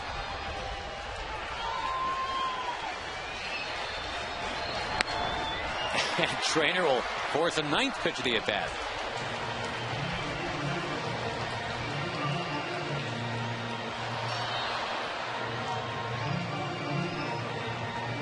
A spring training acquisition for the Rangers, ticketed for AAA. He's been just a revelation for this ball club as it's turned out.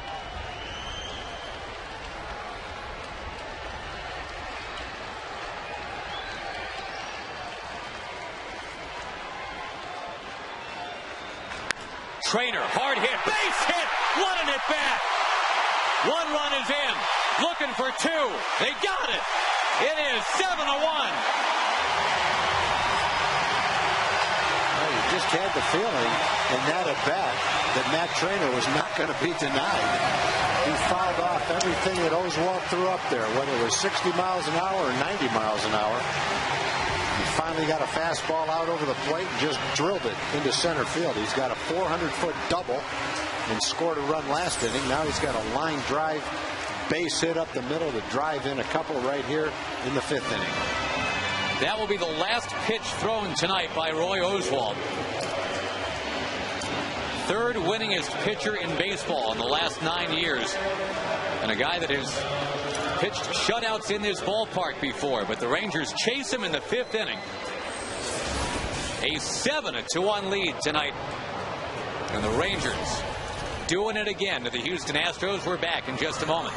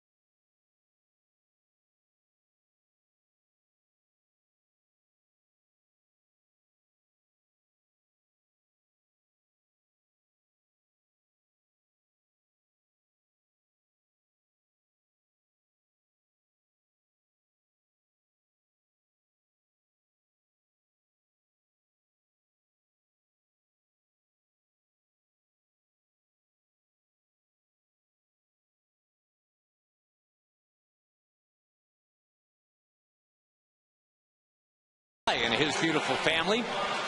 Annie and Megan, his daughter's with him tonight. They are Mike, they're having a great time. Everybody here, unless they're an Astros fan, having a great time tonight. 7-1. The Rangers have chased Roy Oswalt after 4 2/3. And Chris Sampson's got to come on and pitch now. How about Matt Trainor's at bat? Look at the numbers on Sampson. Not a great year for him yet. Trainor just wearing down Roy Oswalt and finally singling in 2. It was a great at bat, no doubt about it. We invoke the name Ray Olmedo. If you're wondering who is Ray Olmedo, that's the utility infielder that the Rangers picked up during the offseason and went to spring training with him, just trying to battle for a roster spot, as just kind of a name in the mix. And when it became apparent Ray Olmedo would not be the utility guy, the Rangers flipped him to the Milwaukee Brewers for Matt Trainor, who it looked like was not going to make the Brewers. Olmedo is still not with the Brewers, and Matt Trainor has emerged as the starting catcher for a first-place team. Borbone into right. It is 8-1, and that run is ticketed to Roy Oswalt, too. We're going to have to really look back to see when the last time Roy Oswalt allowed 8 runs in a game. While we're doing that, we'll go say hello to Emily Jones. Well, guys, I'm here early because I'm not sure that the bottom of the 5th is ever going to end. So I'm here to tell you what you can find on FoxSportsSouthwest.com. The latest on the NBA free agency period, which is set to begin this week. Also, the latest wrap-up from the Horned Frogs running the College World Series. I know you guys have been talking a little TCU baseball. Had a chance to MC their women's baseball clinic before the season started. A great group of guys, and Jim Schlossnagle has done an incredible job with that program. Our hats off to those guys. Right on. Thank you, Em. Sampson against Elvis Andrus, who singled in a run last inning.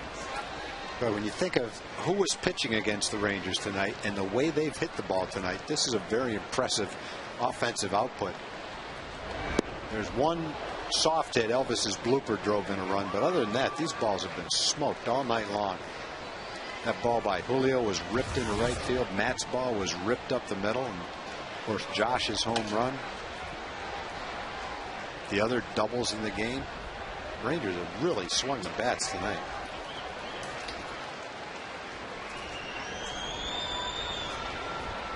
Eric Josephson tells me it's been, and I'm counting it up now, 65 starts since Roy Oswalt's allowed this many runs in a game. Back to April of 2008.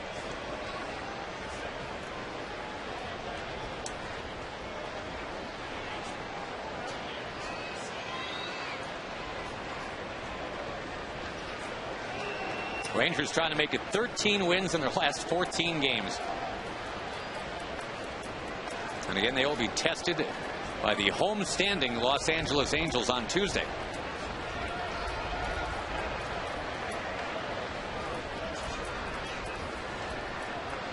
That might be some must-see late-night TV here in the Metroplex.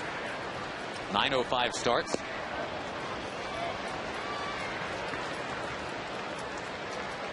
I can't imagine that most times the 9:05 starts midweek do real good ratings here in the Metroplex, but that might change.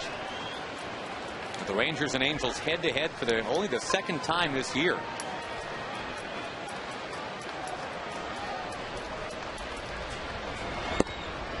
Elvis Andrus takes a walk. Michael Young, the 9th man to bat in the inning, coming up with the bases loaded. It's the 4th walk for the Rangers. 3 of them by Oswalt, and all 3 walks scored.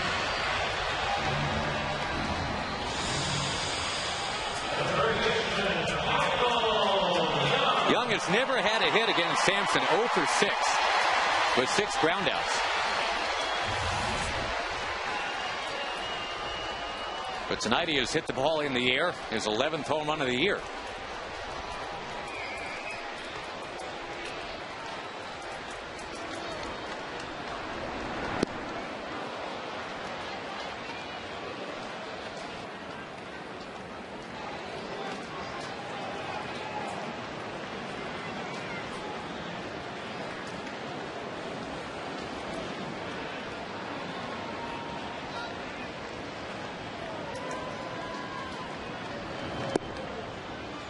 one slides away. You've got Kinsler on deck.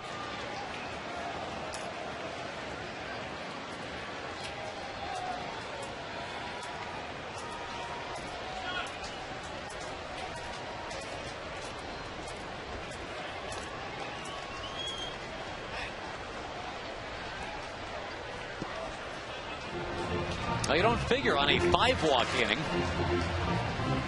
But here it is, 2-1. We'll see if Sampson can tilt it back towards his favor with a strike. Well, you don't blame the Astro pitchers for being careful the way the Rangers have pounded the ball tonight. Trying to keep it away from the hitter zone, but in the process, it's been 4 walks and a 2-1 count with the bases loaded now. This game was really moving along, too, until his 5th inning.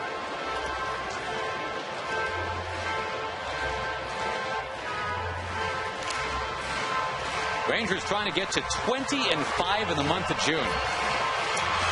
There'll be a record number of wins for this month of June for the franchise.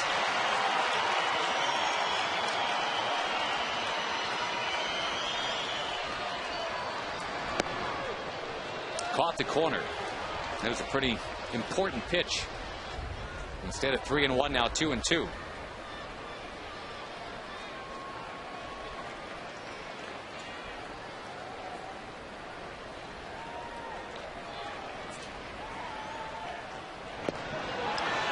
He did go around, and the Rangers leave him loaded. But a 3-run inning chasing away Roy Oswalt, and Tommy Hunter's got himself an 8-1 lead tonight at the end of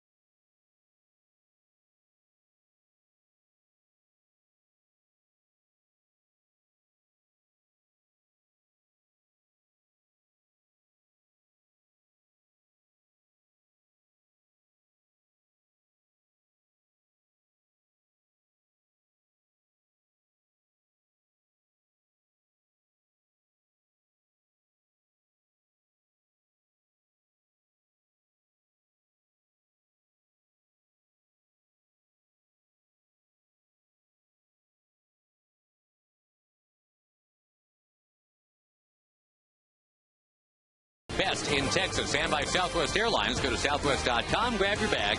It's on. A buzz at the ballpark again. The Rangers are wiping out the Astros tonight 8-1. They've already won the battle for the silver boot. They secured that with a win yesterday. Now Tommy Hunter needs to just kind of put it on cruise control here. Bourgeois, Berkman, and Lee for the Astros in the top of the 6th. And Bourgeois is up here swinging the bat. They brought him up from AAA, and he has not been shy about going after it. Bourbon and Cruz, there was a near miss the other night where they almost just creamed each other out there. That one seemed to be okay. Well, you develop communication, and you need communication. I guess the good thing about those guys running together like that is each one is hustling after the ball, and you can't fault the effort, that's for sure. And sometimes it's difficult when it's a line drive between the two outfielders. You're not positive that you're going to be able to get to the ball, so you're a little reluctant to call for it until right at the end, and by that time you're pretty close to the other outfielder. Well, Tommy Hunter doing exactly what you want him to with an 8-1 lead. going right after these Houston Astros and take you back to Cruz and Bourbon. I got it. I got it.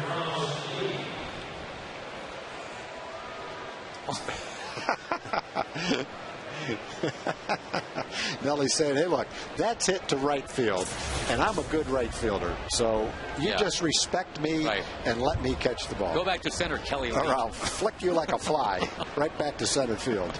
And Julio said, I think I'll stay away from that big guy. I got it. I got it. Did I stutter? You know, the other outfielders know that the center fielder is in charge and can make the call and take the ball, but they're a little reluctant when the ball's hit to straightaway right field to let the center fielder run 50 yards and catch it in their territory. And from Julio's standpoint, you know, he's been told, I want you to play an aggressive center field, go after the ball, take charge out there, and that's what he's trying to do too. So no one's at fault. Not when there's maximum effort all the way out there. But that's basically, I mean, do you or do you not want to get flattened by DeMarcus Ware out there in right field? You know? No, I don't think so. Nelly is built.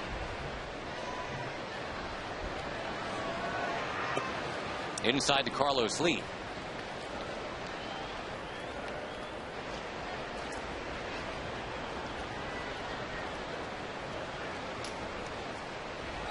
.6'2", 240 officially for Nelson Cruz. Nelly's 6'2", 240. Josh is about 6'4", 240. So Julio's got to be careful when he goes left or right who he bumps into out there. And those guys are big, and they're solid as a rock, and they're fast.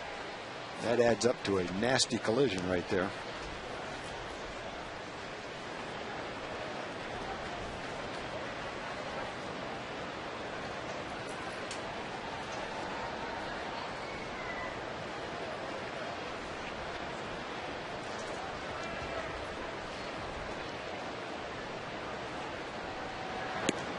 Jason Michaels had a 2-run homer yesterday. Really the only dent regarding the C.J. Wilson performance.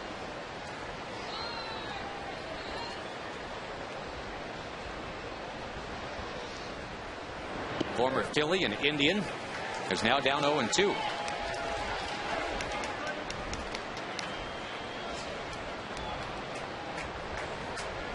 Pitch count in the low 80s for Tommy. No problems there.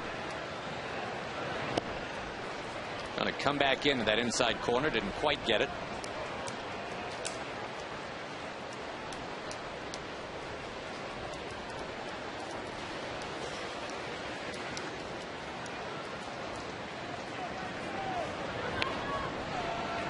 If indeed the Rangers win this game, they'd finish up interleague play at 14-4.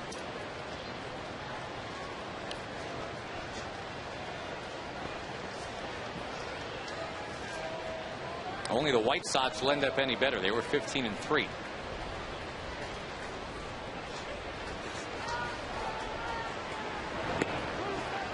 A little bit outside.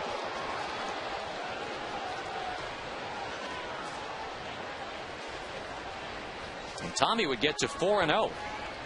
Having started the year, of course, in AAA. He was pitching well enough to make the rotation out of spring training, but then got hurt towards the end of spring training, that strained oblique muscle. Broke his bat. Talk about some jam shots this inning. Got Burton the same way. Rangers 8 and the Astros 1. Bottom of the 6th coming up.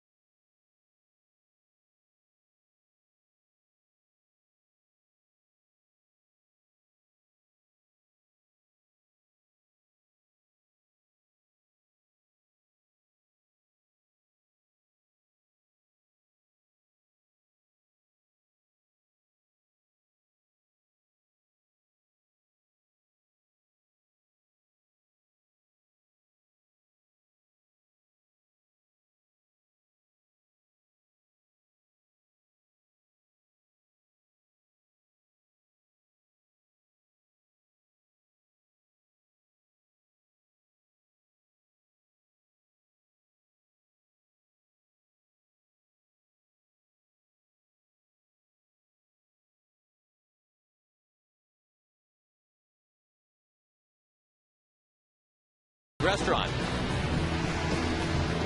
Big night at the ballpark.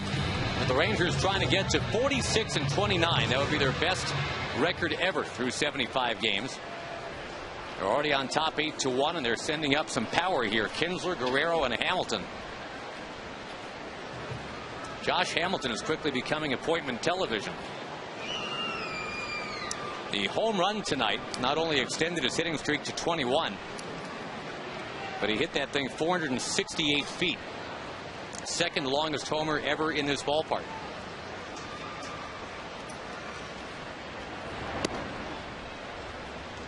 Elsewhere today, the one non-interleague game, the Padres over the Marlins 4-2. And San Diego continues to surprise and impress. They're 45-30. Kinsler down the left field line, foul.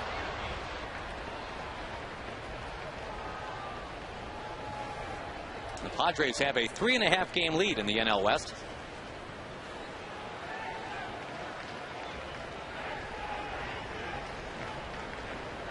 Actually 4.5 now because the Giants lost today. Boston beat them 5-1. That was John Lester over Tim Lincecum today, but in that game, Victor Martinez breaks his thumb. Dustin Pedroia already out with a broken foot, so now it's Martinez and Pedroia out. Kinsler tries left again. And this time it's fair into the corner. 2 doubles for Kinsler tonight. And again, every game in which he's not been ejected this week, the other 6, he's got exactly 2 hits in all of them. Well, he had a long double to right center field, and then he got a double right down the left field line. Really swinging the bat well. Got his average up to around 290 right now.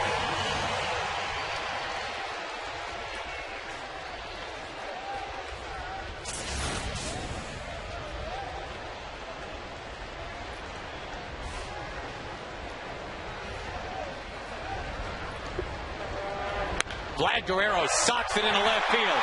Kinsler just trots to third. You talk about a team as a collective hitting its stride, and nobody doing it better than the guy coming up next, Mr. Hamilton. The thing about the hits today, with a couple of exceptions, maybe one, these balls have been ripped. They hit the ball on the good part of the bat, and there's nothing cheap about these hits.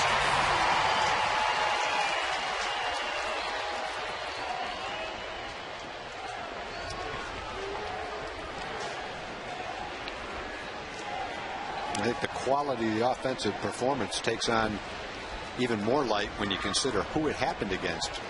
You're talking about Roy Oswalt. You're talking about one of the best pitchers in baseball. It seemed like every time he got a pitch a little bit closer to the middle of the plate than he wanted, the Rangers hit it hard. Slowly hit. It's tipped away. Hamilton is out, but he gets another run batted in. He is a 1 for 4 now tonight. The one hit, a home run, and as Tommy Hunter has pointed out, he seems to homer about every time that he pitches. So that's our Geico quotes of the evening. Tommy Hunter's an Iron Man, but he's not going to pitch every day. And Josh tonight, a 3 RBI game, and he now moves to within 6 of the major league lead in runs batted in.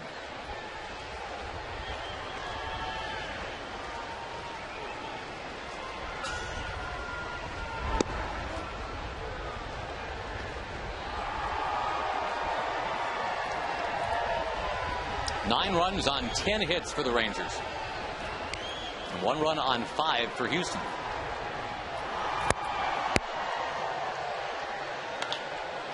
Another one. And Guerrero stops at third. Nelson Cruz comes through with his first hit of the night to go with a walk and a run scored.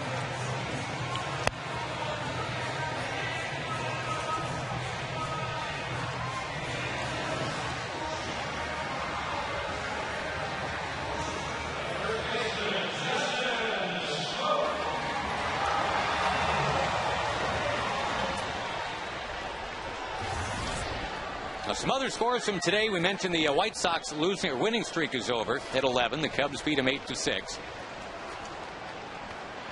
Philadelphia beats Toronto in Philly, though it was a home game for Toronto. So weird. 11-2. And Vernon Wells, home run number 19. That guy is an all-star. Yes, he is. 6 errors in that game. Pretty sloppy, but Philadelphia needing to keep winning.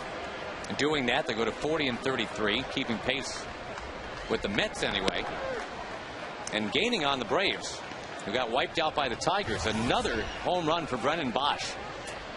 It's going to be a fascinating Rookie of the Year battle this year. Bosch and Neftali Feliz, Justin Smoke, just to name 3. Yeah, Bosch has been hitting 340 for about a month now. It's not like he's shot up there and is trying to hang on. He's hitting 340 day in and day out.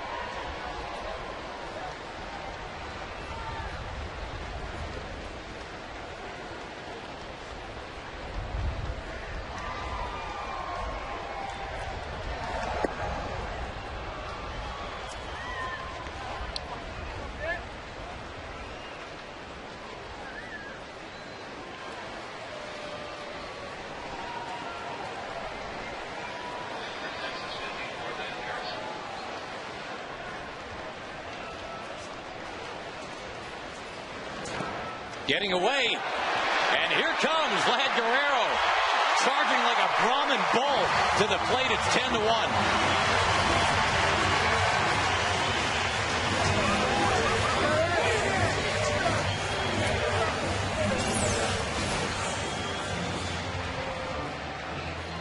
Castro's normally a guy that blocks those. That one just kind of skipped away. Yeah, that'll probably be a wild pitch because it hit the dirt first, but I think even when Jason sees that, he'll say that was a blockable ball.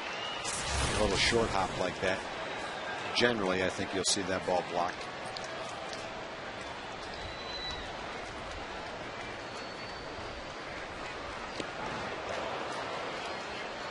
Now he comes back and gets Justin Smoke for the out. Watch Vlad Guerrero coming in for run number 10. Don't get in the way of that locomotive.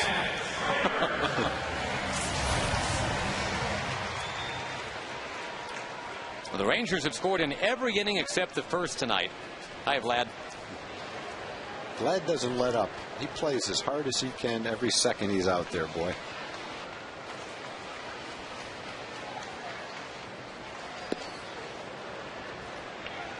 Now, as we've talked about, the Rangers didn't really even feel like it was a roll of the dice. They just needed to know that he was healthy. They invited him here, and it has worked out beautifully. There'll be all kinds of stories in the papers when we get to L.A. about the Angels and what they threw in the trash. The other thing Vlad has been is not just the performer on the field, but when you look at all the young Latin players that the Rangers have, to have a veteran like Vlad, I think just makes the Latin players feel that much more welcome to the team. They watch the way he plays. He's a great leader for them. Trainer on one hop to short. The Rangers will, we call it settle? They'll settle for 2. Just kind of par for the course tonight. Tommy Hunter has a 10-1 lead. The Rangers trying to make it 13 wins.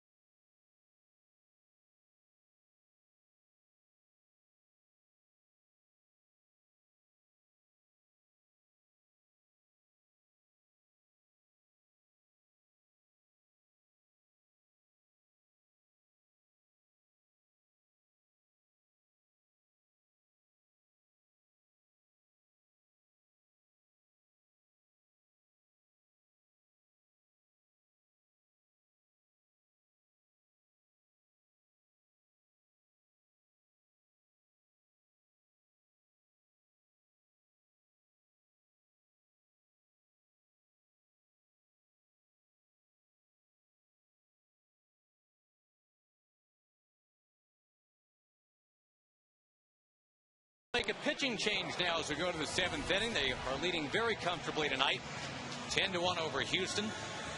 Since the Rangers lost for the only time in 2.5 weeks, it's like they've gotten mad. They've outscored the Astros 17-3.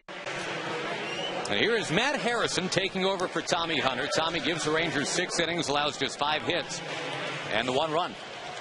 Yeah, this is a day where it really doesn't make much sense to try to stretch Tommy Hunter out. There'll be days where you want to do that, but with an off day tomorrow, there's probably some innings out in the bullpen that Ron Washington would like to get for his bullpen today. And I think every time you take a pitcher out a little too soon, you just give him a chance to recuperate for his next start a little bit better. Well, there's a lot of times where Ron will push the pitchers to that 110, 115, 120 pitch limit. Today wasn't the day for Tommy, though, with an off day tomorrow. Now he's on line to get to 4-0. You look back to Tommy's first start when the bullpen did need a rest, and he went out through 117 pitches in a complete game to beat Tampa Bay.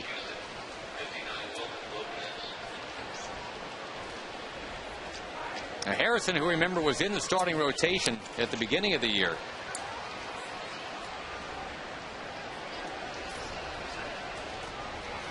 He had a 3-inning save for the Rangers the other night against the Pirates, and well, in theory he could get another one of those tonight as Wilton Lopez gets ready for Houston.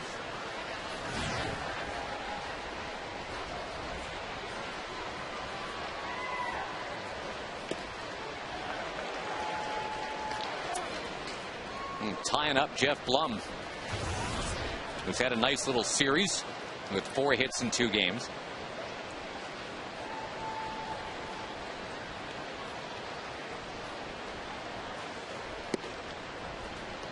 Some scores we didn't get to tag. The Orioles, believe it or not, have now won 4 straight. They swept the Nationals today, 4-3 the win. Mentioned the Diamondbacks beat Tampa Bay. The Rays are reeling. Grounded to third, friendly hop for Michael Young.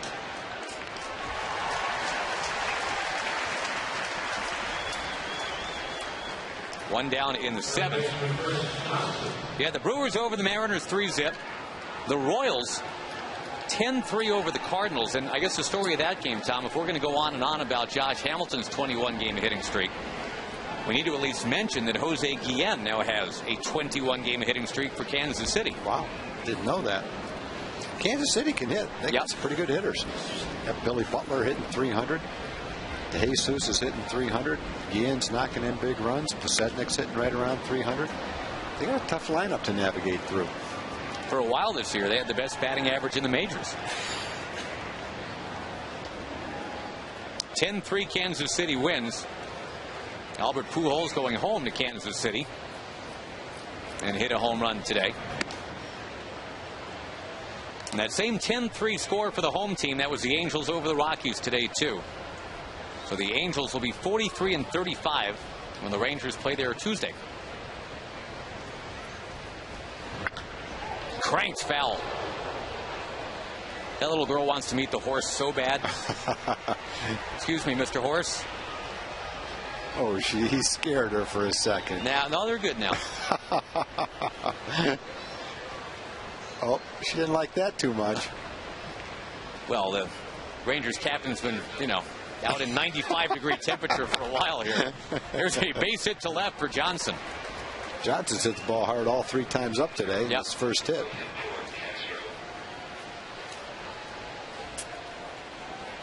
Got a pinch hitter now for Castro. Will be the other catcher for the Astros, Humberto Quintero.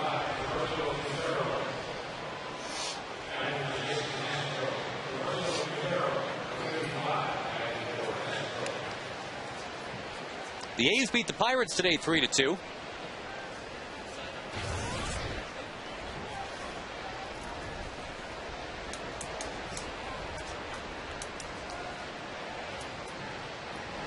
The A's traded away Eric Patterson today too. They just keep that revolving door going every year, don't they? You get used to a certain group of A's players, and then a month later it's a new group of A's players.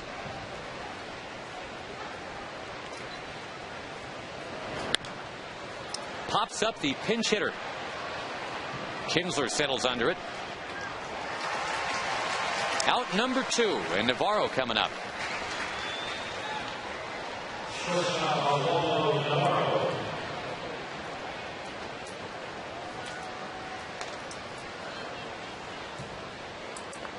The Indians beat the Reds today. That was a 7-game losing streak before they were able to win today. The Reds have been playing well, but the Indians got them 5-3. You pointed out earlier, Tom, that the Indians have a pitcher that nobody's talking about. It's got more wins than anybody on the entire Rangers team.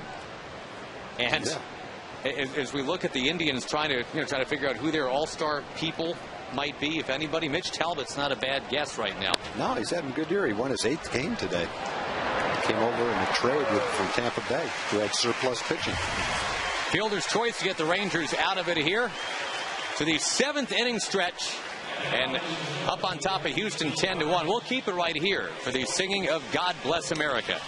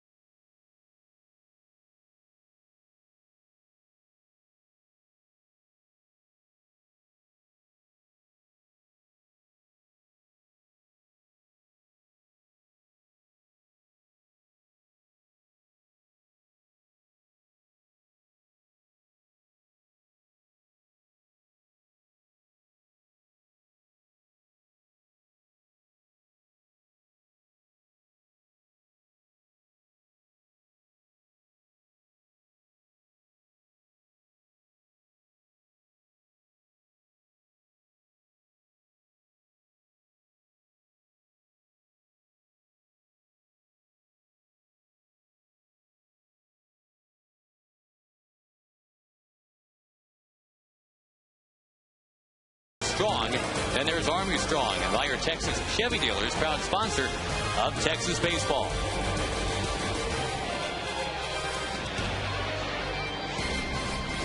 What a night at the ballpark tonight. It started with a 468-foot homer from Josh Hamilton. There's been a lot more hitting since then. A new challenge for the Rangers on the mound as they go to the bullpen and get Wilton Lopez out there to face Julio Bourbon.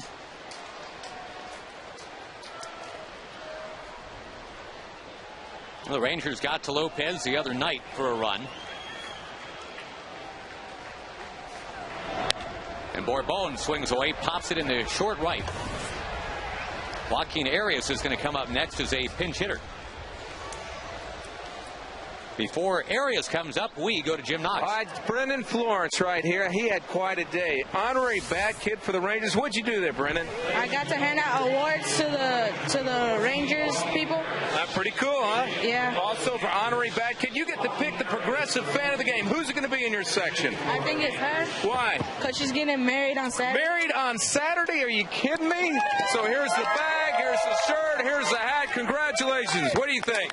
Well, first of all, I want to say thank you, and I also think it's about as good as getting married. Really? Really? What do you think about that? That's pretty nice. Pretty excited. Well, congratulations, you guys. Congratulations, progressive fan of the game. Josh. Thank you, Jim. Well, prospective husband's going to love hearing that. It's about as good as a tote bag marriage. but there's a lot of good stuff in that tote bag. So. Yep. Got another pinch hitter coming up now after Arias grounded out. Blanco is going to come up for Michael Young. And Ron Washington continues to be judicious, trying to get Michael, who never wants to come out of games, but just to rest him here and there when he can. I would say this is one of those times, huh? 10-1. I'd say so.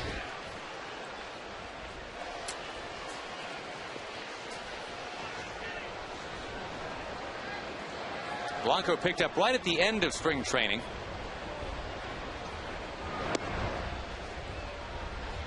Former Royal, former Cub.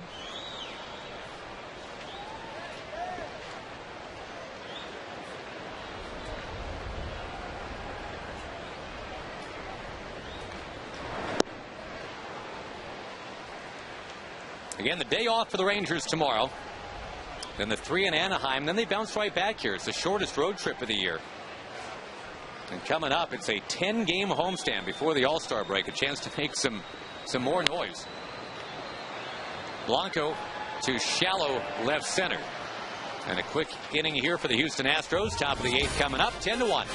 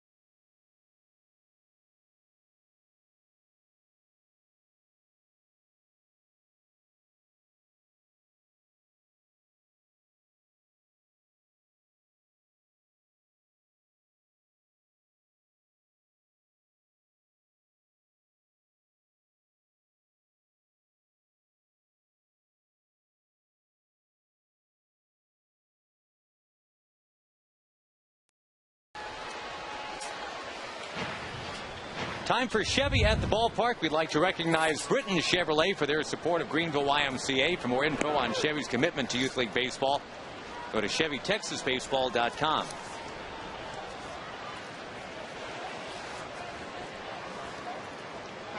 Plenty of defensive changes for the Rangers in a 10-1 blowout. Josh Hamilton is still in the game. Will make this catch in left.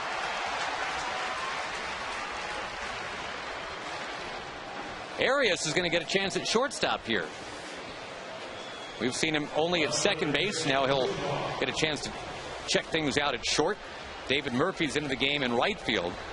Blanco stays in the game, and he's at third.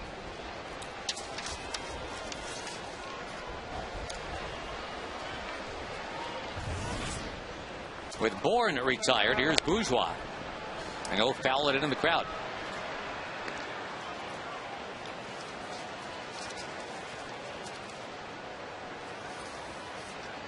Harrison following Hunter. Again, Tommy going 6 strong tonight.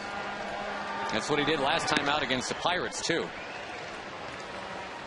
Didn't throw as many strikes tonight, I guess, Tag, but again, you can't quarrel with the outcome. No, a couple of defensive plays really helped Tommy tonight. After 2 singles to start the third, he got Bourne to hit into a double play. And then the end of the inning, where the throw came home, bounced away, and he picked up the throw and threw Castro out at third base for the last out of the inning. That's the inning they scored in. That really helped, too. But overall, solid start, 6 innings, fewer hits than innings pitched, 1 run. You'll take it, Tommy. Great chance to go to 4-0. Pedro Feliz is going to pinch hit. And in the night for Lance Berkman.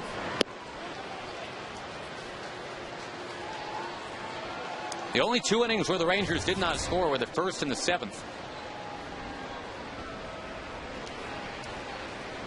They had 3 2s, a 1, and a 3 in the other innings to get to 10 runs tonight.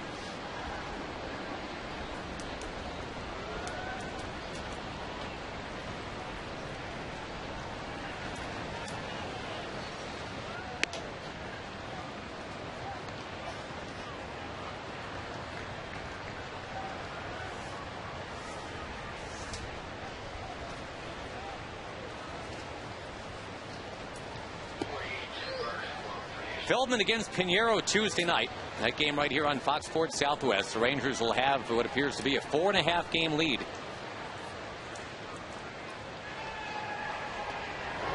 The Wednesday game is Colby Lewis against Scott Kazmir. There's a walk to Feliz.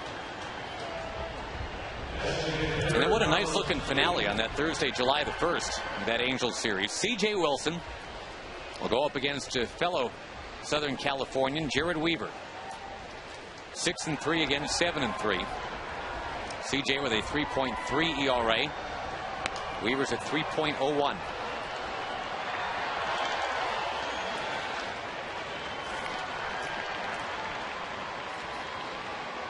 The Rangers were able to win some games in Anaheim last year. It's been a tough place traditionally for them to go in and do well.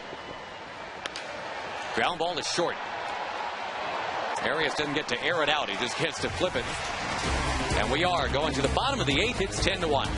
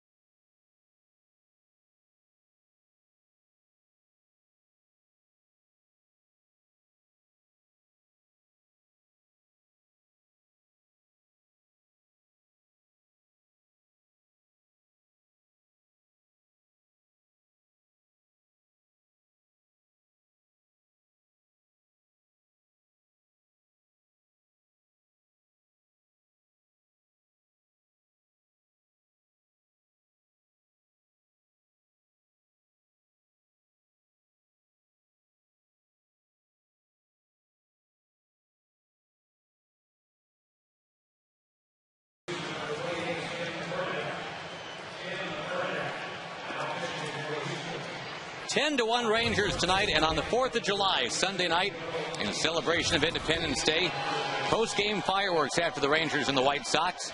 It's a Dryer's Ice Cream Sundae as well. Kids 13 and under get ice cream for just $1. That's a great deal. Come out, watch the fireworks, watch the two hottest teams going, the Rangers and the White Sox. And dollar ice cream for the kiddos.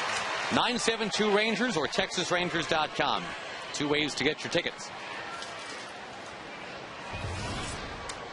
Kinsler, Guerrero, and Hamilton. And Tim Burdick has got to deal with all that. He's a lefty. He gets 2 righties that are in the groove right here in Kinsler and Guerrero.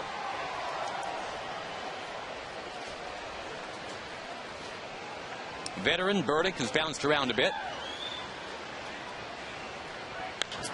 And Kinsler already with a couple doubles tonight. He's going to just arc one here to right. We'll see what Vlad Guerrero can do and what should be his last swing tonight.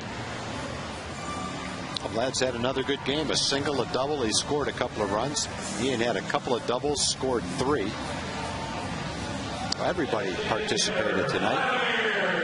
Chambers had a single and drove in a run. Michael had a home run. Hamilton had a 2-run homer, another RBI. Cruz had a walk, scored a run and a base hit. Smoke walked twice, scored a run. Trainer had a nice day, a double, a single. Drove in a couple. That ball scorched into center field, but it's caught up to by Bourne. And Bourbon had an RBI single. Everybody's participating. Josh Hamilton coming up. Some snapshots of his night. Another great night tonight. Our Coors Light Freeze Camp.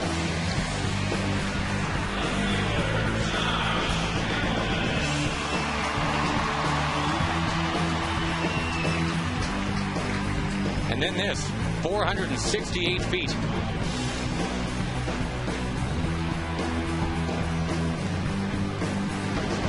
He takes outside here. It's 1-0. Yes, he's extended that hitting streak because of the home run to 21. You almost hate to have the day off tomorrow.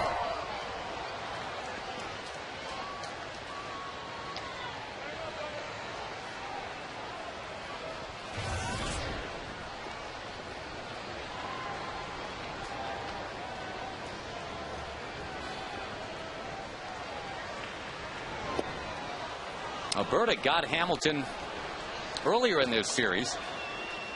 Seems to be one lefty that has neutralized Josh a little bit.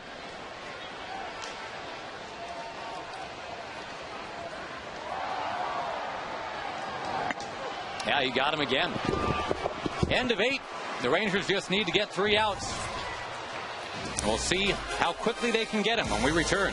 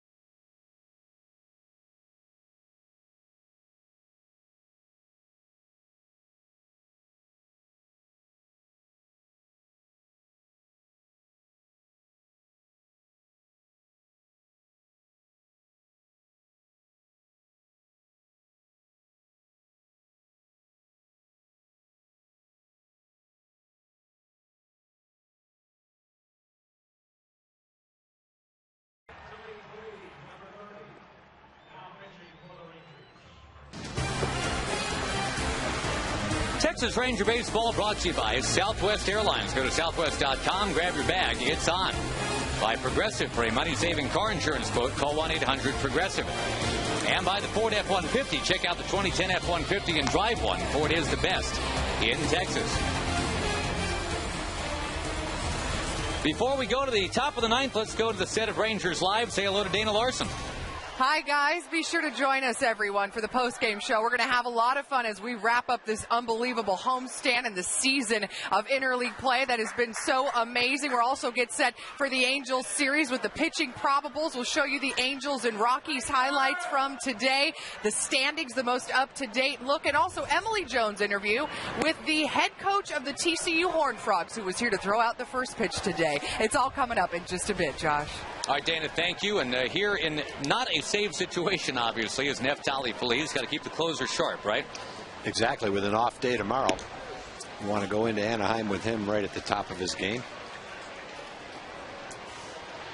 The 2 home runs were in a stretch of 3 pitches to the Detroit Tigers. And the game, boy, it seems like forever ago. The only 2 homers he's allowed this year. Gets a ground ball here. There's Blanco, out number 1. This is a game that really, I mean, if you're a Ranger fan, Tom, it had everything. It had the pitching. It had some amazing defensive plays in it. Had the long ball. Had the 468-foot homer from Josh Hamilton, and then a bunch of doubles. Michael went deep. Yeah, it's been a good game, boy. All the way around. And again, they did their heaviest artillery work against Roy Oswalt, which is impressive. First time in 65 starts that Oswalt had allowed 8 runs in a game. And Tommy Hunter's going to get to 4-0.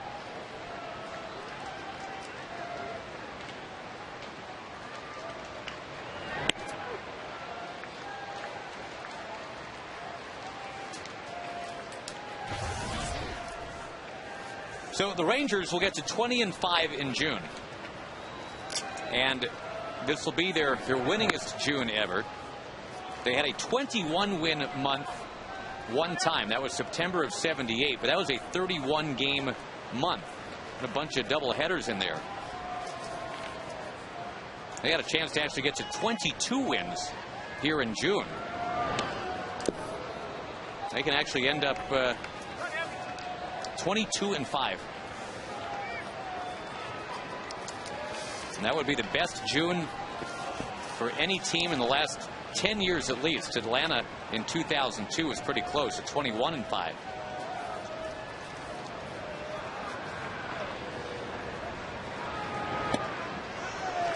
And the other one that I think is real impressive, Tom, we mentioned this earlier. If indeed this one is in the win column, and it sure looks that way, it'll be the first time that 75 games into a season the Rangers have as many wins as 46. Yeah, that's pretty good.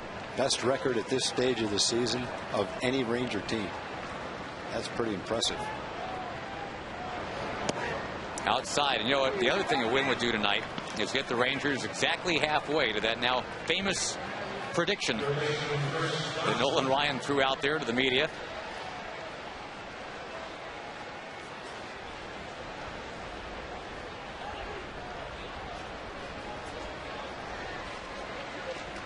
"92 wins, I think to a lot of people sounded like pie in the sky, but right now the Rangers are actually on pace to go high 90s, not low 90s. Pigeon out there. No one wants any part of it. And Mike Riley. Matt's going to. Oh, he tried to grab the pigeon. And it will fly away, Dave Niehaus. He's coming back for more. Nope. Now he's going to go hang out with the Astros. Where'd the photographers go? They missed just a golden opportunity. A close-up shot of a pigeon.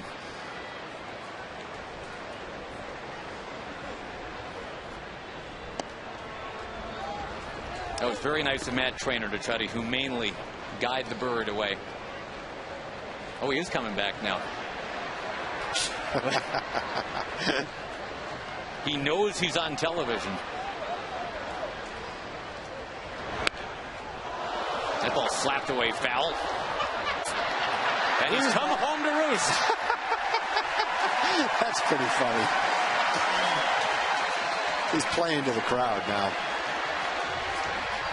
And Mike Riley, the home plate umpire, just trying to shuttle him along. Quintero's got him. Humberto Quintero going to take that. You better be gentle with it. You never know who's in the stands, boy. The Birdman of Venezuela, Humberto Quintero. Yeah, but now we can just fly right out of there. Oh, see?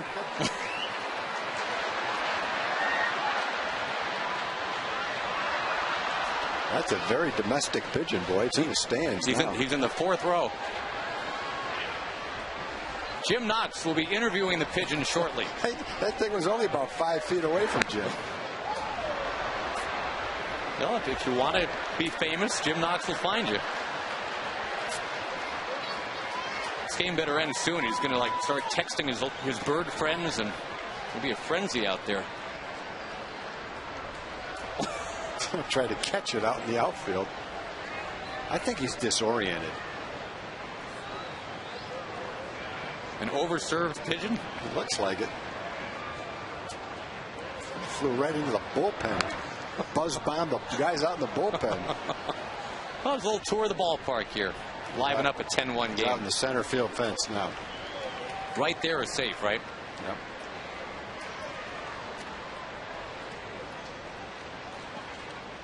Not if Hamilton's hitting, though.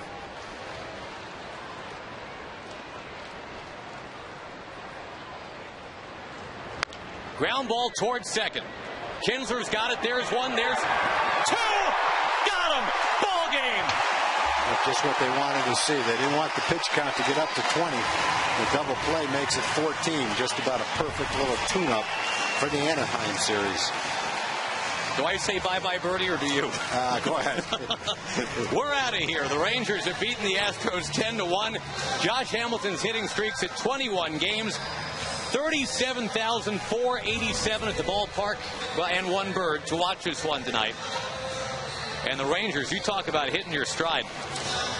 They've won 13 out of 14, 16 out of 18, and they lead the Angels by 4.5 in the AL West. A lot more to tell you, a lot to talk about with Rangers Live straight ahead. Stay tuned for that. Again, the Rangers have defeated the Astros 10-1.